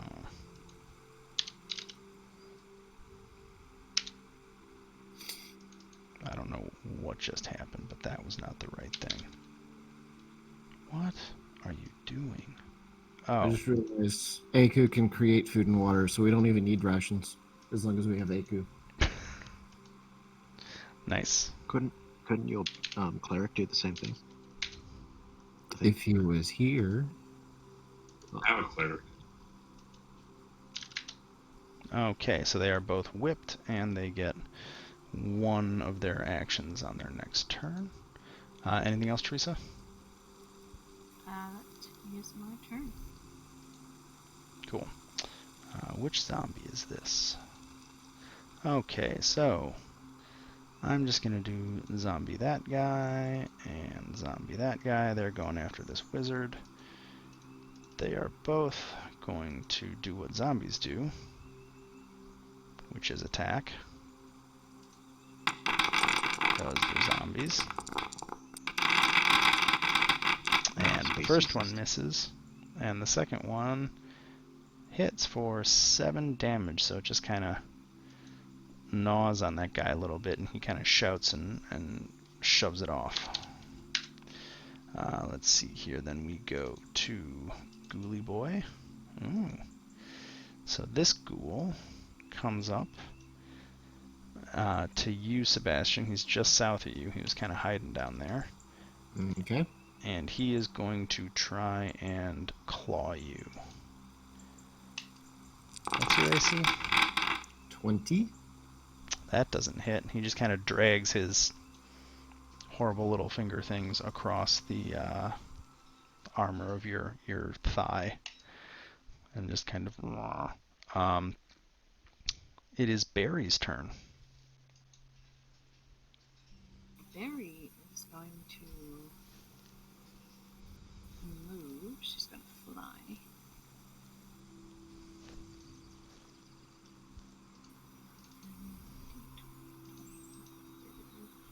I'm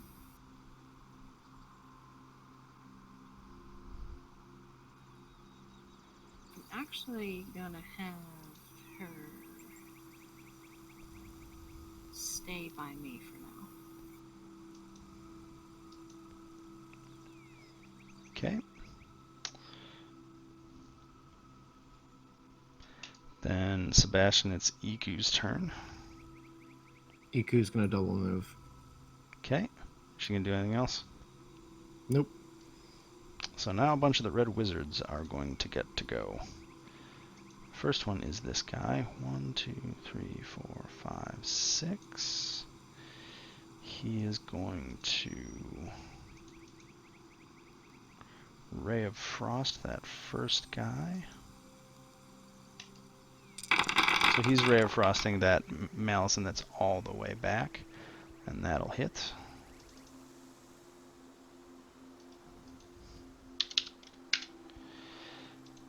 Then this kind of scary looking lady is going to walk onto the bridge kind of with any disregard for safety, and she is going to do what casters do, and she's going to cast Fireball at the Ghoul, Giralon, and Yuanti Malison in a cluster kind of all the way back.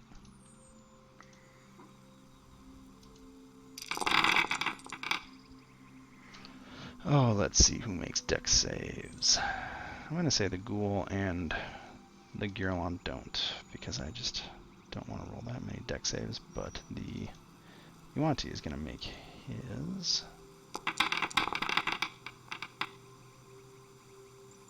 And I think fail, so that's unfortunate. So they're all going to take a bunch of damage, so we can delete one a guy. Do a bunch of damage to him. And that Malison also takes a bunch of damage, so they are all kind of smoky.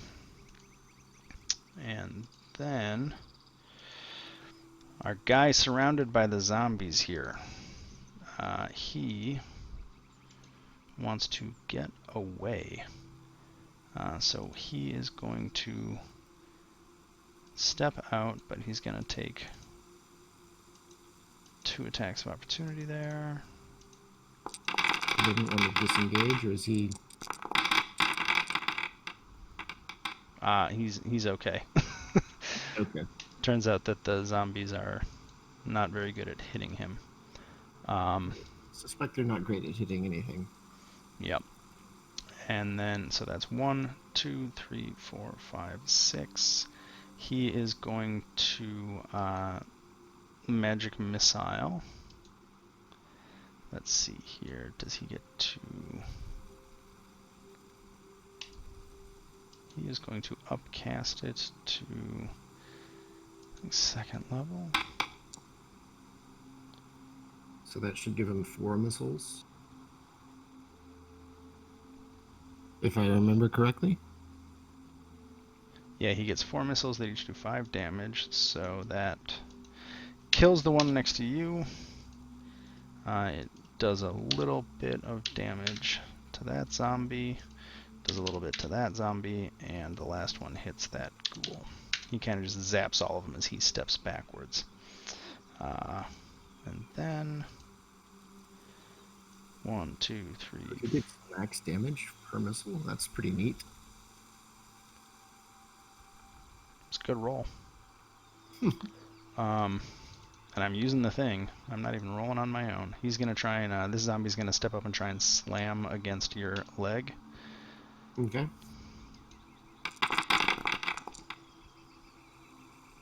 Nope. You damn tin can. That ghoul's dead. So we'll skip him. This Malison.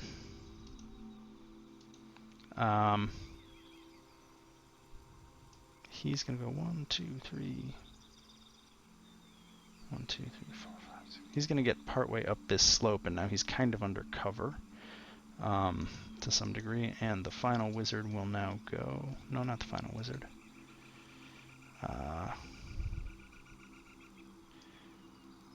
She's going to just kind of sidestep.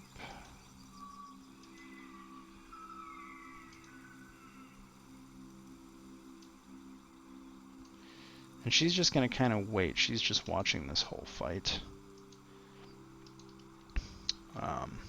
And then the last Girlon is going to kind of get over here. And now somebody threatening is going to attack you. He is going to try to claw you 4 times. Once with each arm. And you is Sebastian. So claw 1, claw 2. Claw 2 is going to hit for 8 damage. Claw 3 is going to miss. And claw 4 is going to miss. And the last wizard is also going to move over here. And she will zap that Girlon again.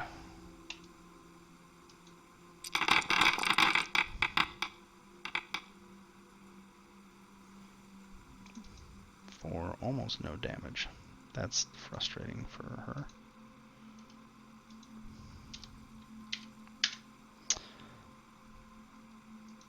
And at that point, the first Malison can only take 1 action. It is going to go 1, 2, 3, 4, 5. No, it's going to go back here. It ducks behind all of these huts back here, so you guys can't see it anymore. And the last Malison, 1, 2, 3, 4, 5, it's going to slither up. This is a half snake Malison. It's going to slither up, and she is going to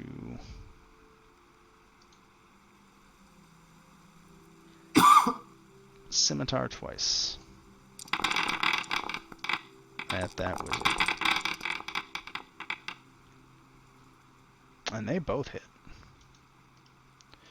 And that wizard is looking a little... Maybe she got too cocky stepping out there. That takes us to the second round. That first Giralon is going to go 1, 2... Oh, they get to charge. That one's going to charge up this cliff, because they get to charge at people and multi-attack that other wizard.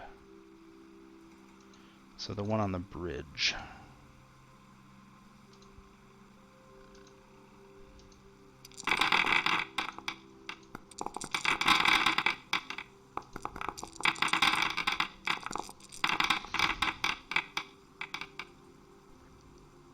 So that's 1 hit for 8 damage.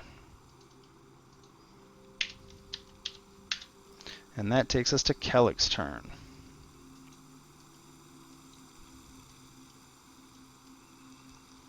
Okay.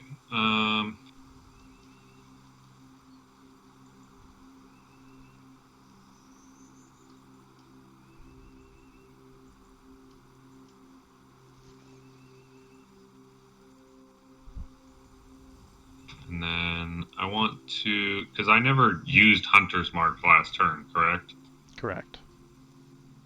Okay, so I'm gonna Hunter's Mark this ghoul that's closest to me, like the closest monster to me. Yep. And I'm gonna take a shot at him.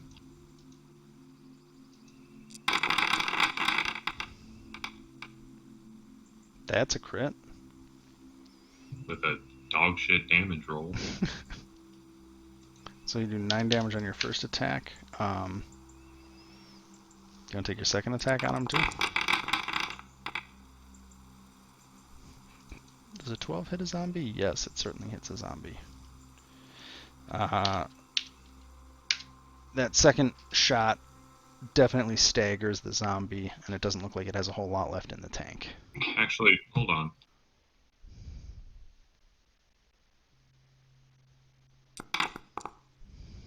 Those are the Hunter's Mark damages that it wasn't adding on. There goes the zombie. You have slain it.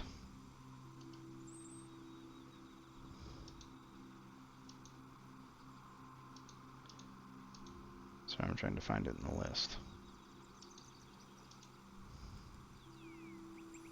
Well, it's dead. Whatever. I'll find it when I get to it.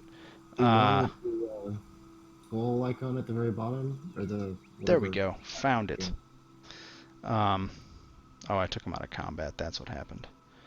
Okay, cool. Sebastian, your friend wants to gnaw on you again.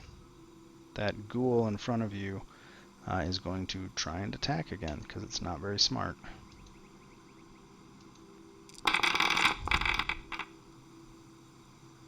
Nope. It doesn't hit you. And it is Sebastian's turn. Then we'll have Alex and Teresa. The elk is going to attempt to ram the ghoul to our south.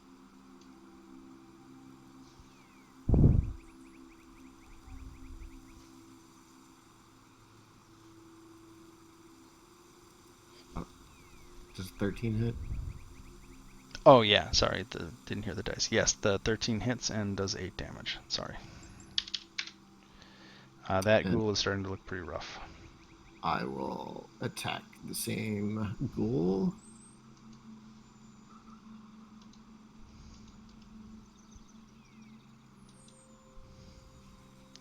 It's not quite dead yet. You're beating the crap out of it, but it's not there. I will attack it again. That I don't think hits. And then I will bonus action attack it again. Hey, you killed it. Your spear butt, as you swing it back around, just kind of caves its head in. Neat. So that's a sad day for that. Cool. Anything else? It's my turn, yep. Alex, what would you like to do? I have a quick question. If I move, and then can my familiar move as well? I think that it can, but I just want to see what you say. Yeah, you're familiar. Once you get it set up, will have its own turn. Okay, that's what I was wondering because I have my familiar with me, and so I was wondering if, like, if I move, then can I have it go wherever it needs to go? Yeah.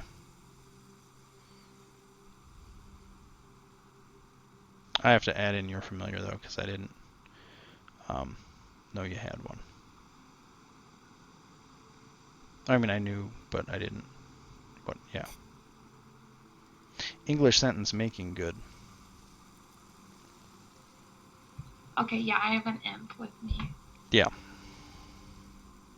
Do I have an imp?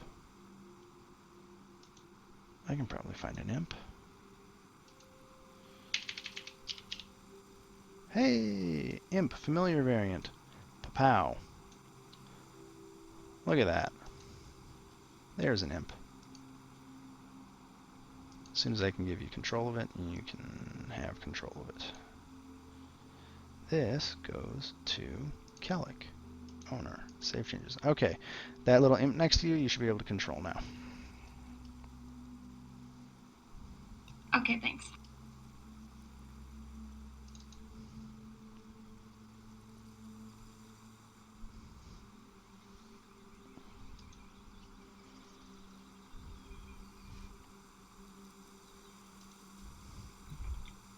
Okay, so it's going to use its action to shape change into.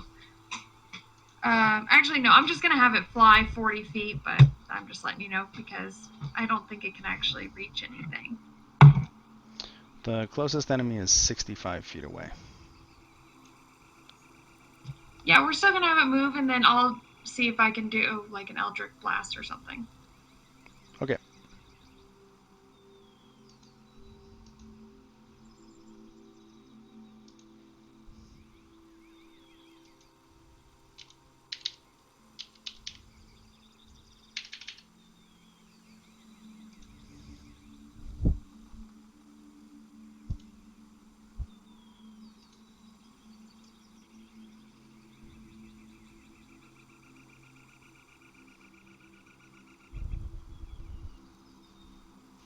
Just so you know, the Girlon up on the ridge is the only undead that you have a clear shot on. That Yuanti that's going up the slope is just out of your range.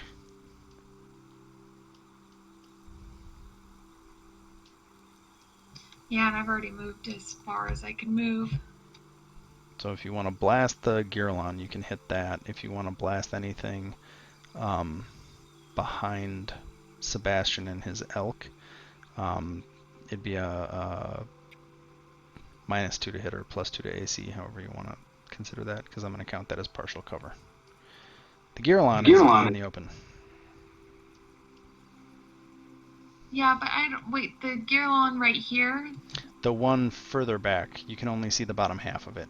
It's kind of standing on top of a cliff on a waterfall. Oh, okay. But that one's too far. Wouldn't that be disadvantage? Eldritch Blast is 140 feet, and you're 120? I think I can cast it that far. Oh. It's right at your range. So he's 125. Never mind. Yep, I lied. I thought it was 140. I don't know why. Yeah, because I can't read. That's why. Yeah, so you can fire at anything by Sebastian. They're just all going to be at a -2 because they have partial cover. I'm pretty sure Fireball's 150 though, isn't it? Fireball? I don't know. Find out. Fireball or firebolt? Ball. Ball is 150.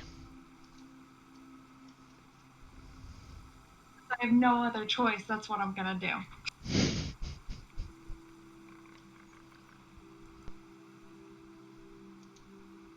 Where do you want to drop it?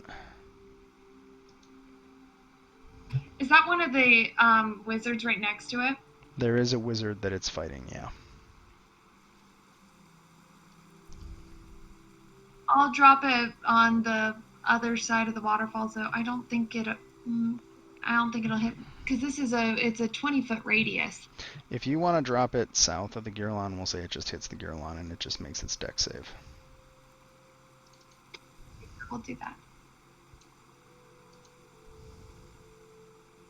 So I'm just going to roll that now.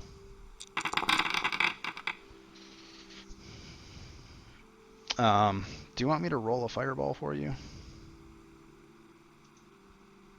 Yeah, isn't it all the d6s? It's, was it 10d6? 8d6, I think. Yes, 8d6 if it's cast at base level. What level are you casting at? You're 6th level, so 3rd level? Yeah, it'd be 8d6 at 3rd level. Well, and it failed its deck save.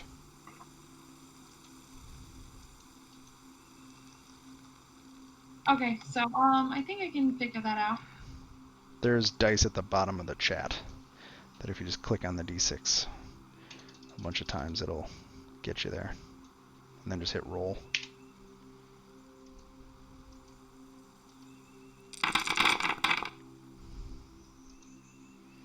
$32 fire damage. You killed it. You just incinerated that Girlon. So it's gone. There you go. First kill of the game. And I think, is that your turn? It was a lot of hoopla with the movement and the familiar, but yeah. It is Teresa's turn. Okay, so she's gonna move. She'll come over here.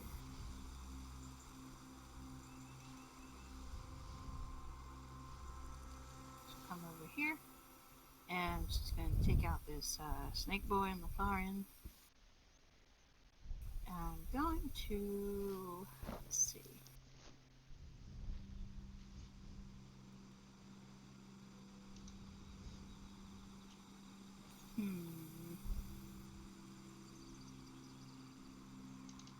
Two die 10 or 4 die 8. Probably 4 die 8, but then that's High or low end? yeah.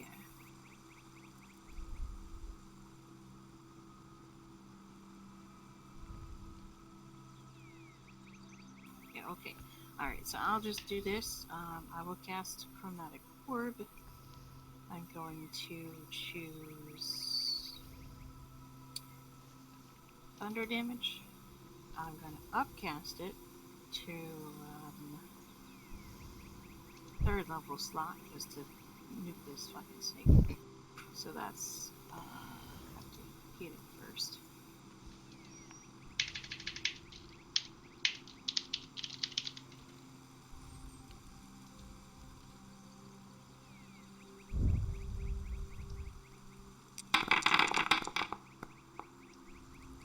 There's a 24 hit.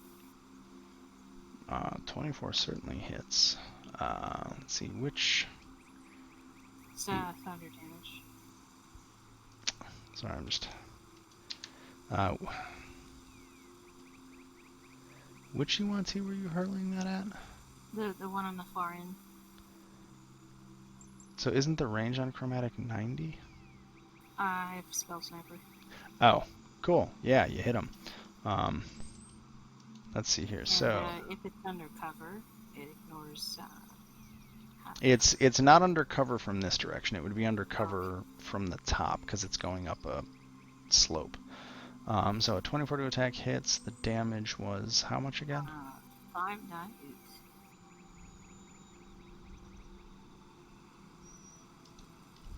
I don't know why this. Whatever. Okay. I don't know why it did that again, but it should be 21 damage. There it goes. Cool. So 21 damage.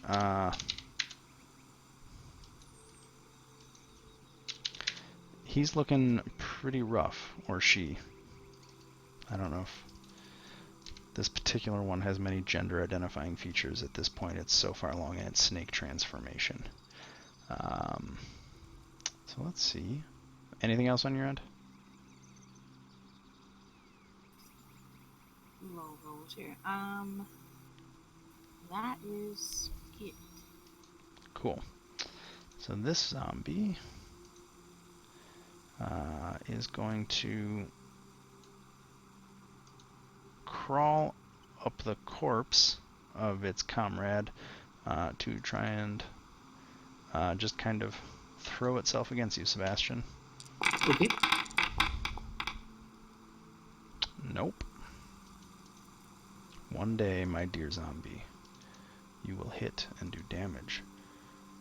1, 2, 3, 4, 5. That's 25. Well, it can only go 20 feet, so it gets to there. It's not very bright. It's chasing the guy that he hit before briefly. Let's see, which ghoul is this? Still not dead. Sebastian, the one to your South. east. Oh, I had you kill the one to your south. Did I mistake that? Does it matter? What happened? The one that's whose initiative it is the one to the south, I think. Oh, fair enough. You're right. I'm wrong. That one is dead because you killed it. So I'm going to mark it off and skip it. It is Barry the Tressum's turn. So I'm gonna have Barry move. Let's see how far she can go. Shit, I can't even see that. 70. It's got a dash, fly dash. Oh, so is that 80 feet? And that's her turn. Cool. It is Iku's turn.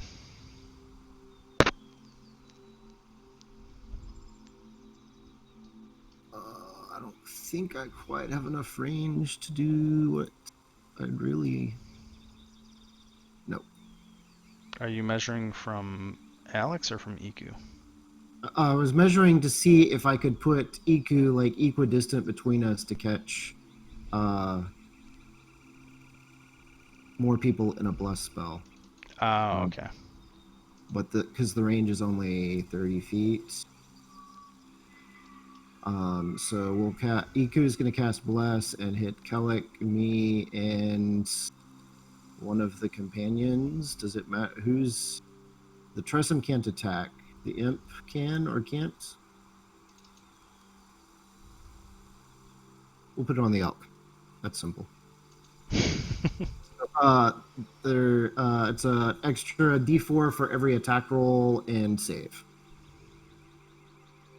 That's nice. At some point I'll figure out how to do statuses. But until I do, Kellic, remember that. I think that's the end of Iku's turn. Yep. I remember good. You good remember. Let's see, what is he gonna do? He is going to try and cast Hold Person. I don't think you can see this guy, so you can't see what he's doing. So that's okay. Does it work?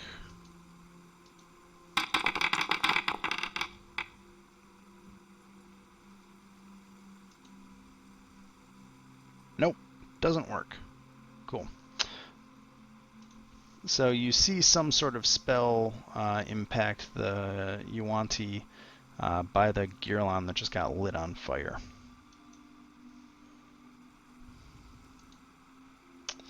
And then that wizardess... Wizard? She will step Pretty back. sure wizard is gender neutral now. Is it? I think. I don't know. Uh, Are warlocks and witches still different things? So I think again, oh, you see her back away. So that sorceress or wizard or red wizard on the bridge got away, at least a little bit from whatever was messing with her, and she is going to unloose her own barrage of magic missiles. So that'll be that much damage on that guy.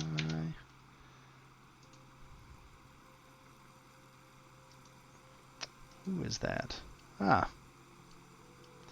So the guy who was running from the zombies before, or kind of walking away, just kind of looks back at all of you and just kind of nods curtly and then turns his attention back to the zombie that is slowly chasing him. What does he have left? What does he have left? These guys have lots of that. And he'll upcast that. So he again unleashes some magic missiles, doing 4 bolts and taking out that zombie that was lumbering after him. And then we will go to this guy. So that you want to, with the chromatic orb that you hit, kind of looks around and looks like it starts retreating and kind of disappears back beyond buildings that you can't see. Well, you can see the buildings, but you can't see that thing. And this one red wizard that has been watching the whole thing is just continuing to stand back there, just kind of watching this whole fight unfold. And then that guy's dead. And you guys, I don't think, can see that person, which is fine. And that guy's gonna do what he's gonna do. And that guy can't do anything. So that takes us back to the zombie that is attacking you, Sebastian. Okay. The Girlan zombie. How smart is he? No smart. He is no smarts. 1, 2, 3, 4.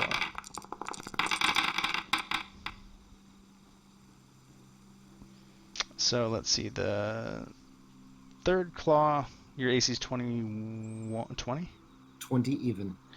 Okay, so he hits you for a total of 8 plus 7, 15 damage, and grapples you. Well, that's downright annoying. Yeah, but that is also the zombie's turn. It is Kellick's turn.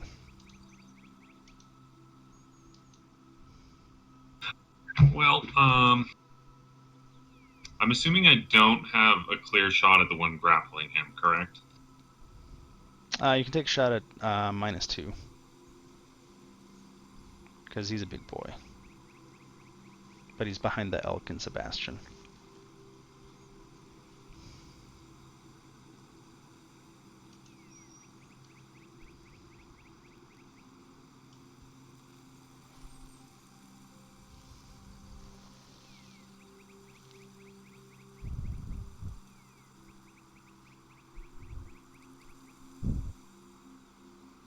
If I move there, is he still behind him?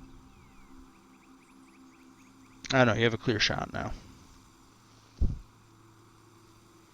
Okay. Well, bonus hunter's mark.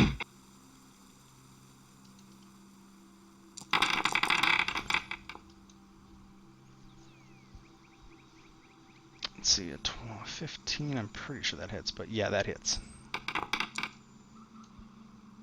For 11 damage. 11. So you kind of sink some into his rotting body. Doesn't seem to have too much effect. And that will also hit for 9 damage. A couple more arrows thud into the lumbering corpse of that Stinky Gorilla Boy. I think that's your turn, right? That's correct. Cool.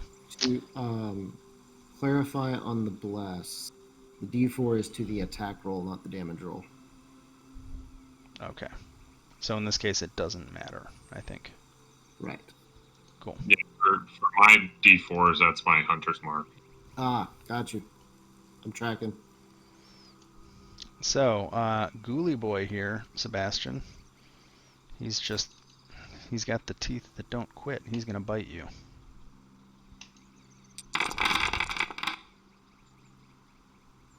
And miss.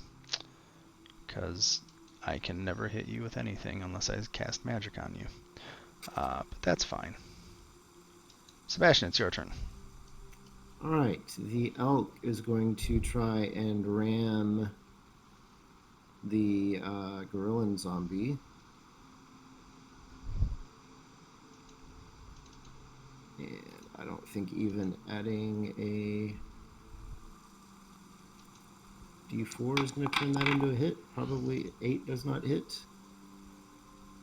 Well, it's a 7 plus. Nope, that does not hit. All right. Well, I will attempt to attack him then.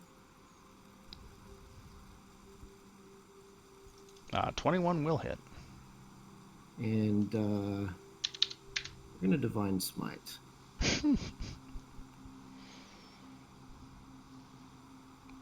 That's all So- paladins do. It's the first time I've It's done true. this. We linked a meme on it and everything. Although, I mean, we did have the Warlock, Eldritch Blast, and Fireball.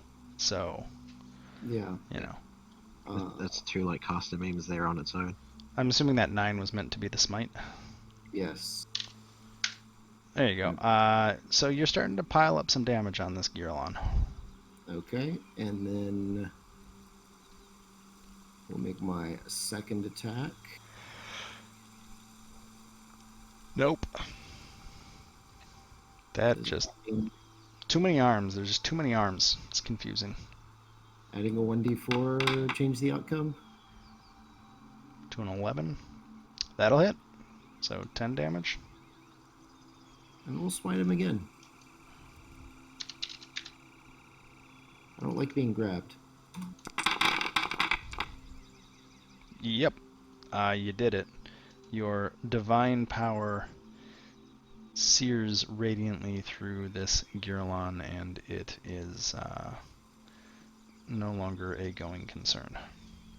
And then Just I'll kind use of my slumps to the ground.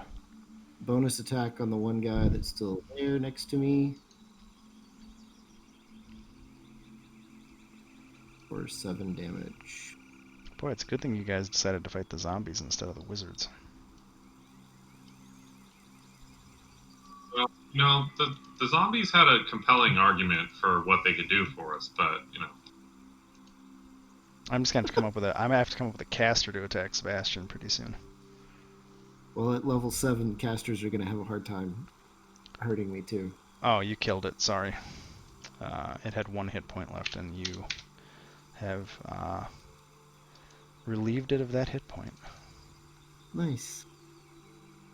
Yep, that's the ghoul.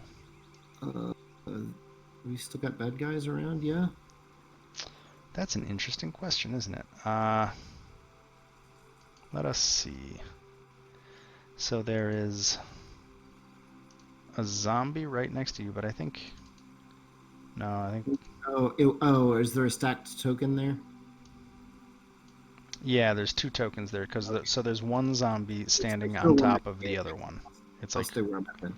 Yeah, and then I think you guys can just see the 2 Yuan-Ti kind of exiting through the gates down below. And the one up top is not moving. So I think it goes to Alex's turn. You said the water's like not. We can stand in it, right? Yeah, the water down here you can stand in without it being troublesome. Okay, because I was just gonna move to like right next to the shore because that's as far as I can move. Sure, yeah. This is like calf deep water.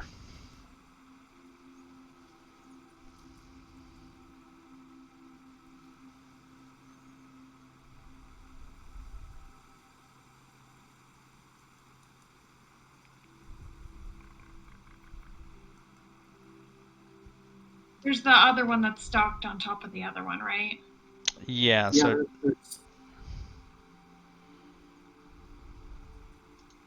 right, right here, that is where there is still a zombie that is an active participant in combat.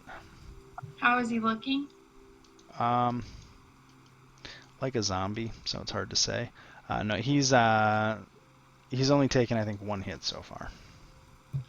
Okay, then. My imp's gonna fly over to him and bite him. Dirty imps. Gross. You Why? many Why viruses did my are in your character move? Because somebody had selected multiple. It's okay, I moved Okay. back. Okay, so he's gonna bite.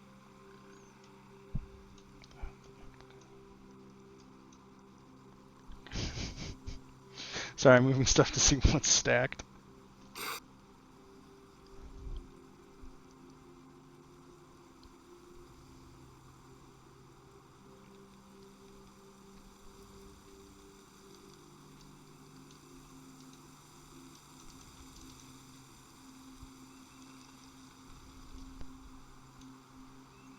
I think he's got a sting. Is that what you're looking at?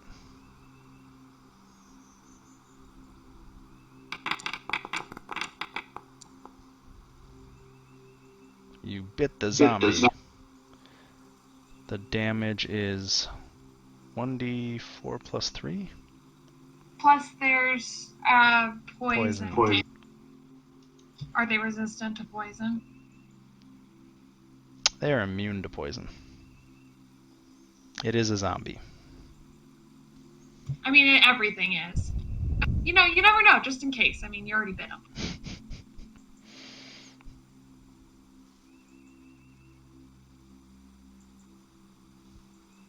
Rio, you want to roll 1d4? Or Alex? Yeah. I was showing her how to do the text input. Okay. So 7 damage is actually, considering it's a tiny imp, that was a pretty good bite. That zombie is looking like it looks worse for a zombie as far as that goes.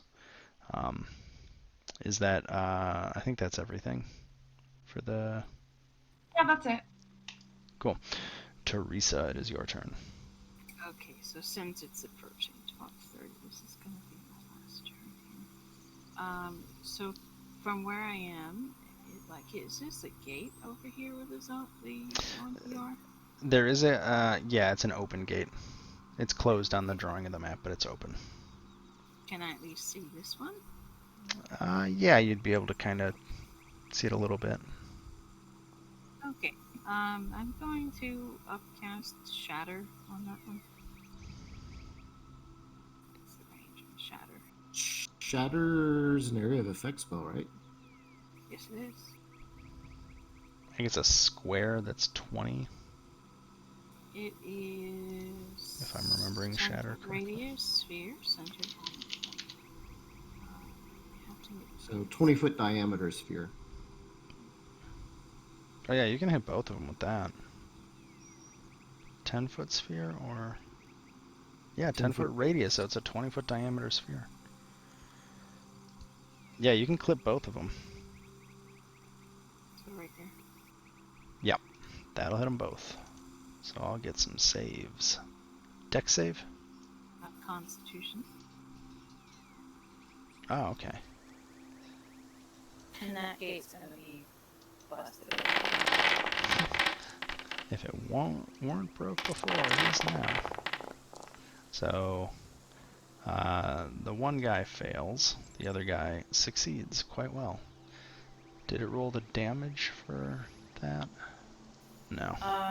It's half if you succeed. No, but the 3d8 damage. Oh, let me do it. I don't know why it doesn't do it. It's not like we do it. Oh, that's terrible. Ew. Well, so this guy is going to take 7, and this guy is going to take 14. So neither of them are dead, but they both look really bad. Oh well, I tried. I wanted to kill them before they run away. Let's see here. Does this zombie still exist? It does. It is, because it is so intelligent, it's going to attack Mr. Paladin. And miss. Take care. Have a good night. Thank you. I'm assuming Barry will chill. Do you want to have Iku do anything? Yeah, Iku's gonna move up and cure wounds on me. Have you taken damage? I have taken damage. You hit me like 3 times. Oh, yeah, the Giralon actually got some hits off. Nice.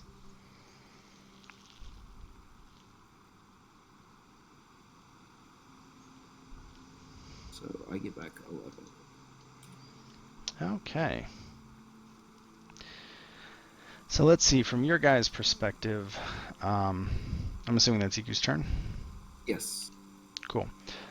So from your guys' perspective, you see one of the male wizards walk up to that Yuanti that can't move, and he just calmly walks up, pulls a dagger, and just shoves it into its throat. And then just kind of drags it out. And that's the end of that Yuanti. Just pretty much executed it. And it bleeds out and then collapses to the ground. And I think at this point, can anybody go that's going to be able to do anything? I don't think so. So the Yuanti that are left on the map are going to be off the map by the time the next turn comes, so I'm going to say that they managed to escape with their scales. And I think that wraps up all of the active combat. At this point, the two female wizards that didn't really do a whole lot just kind of slowly walked down, and they approach you guys, and they kind of curtly thank you for their help. Oh, there you are, Kellic.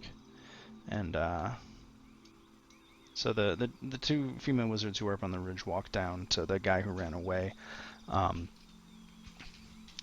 They kind of, like I said, curtly thank you for your help, and then they all just kind of start ignoring you guys. And the three of them, they're talking amongst themselves. And I think that is a good place to cut it because it's 12:30, and I need to go to bed because I have to work tomorrow. And we will pick up next week with actually talking to these wizards. Or eating them.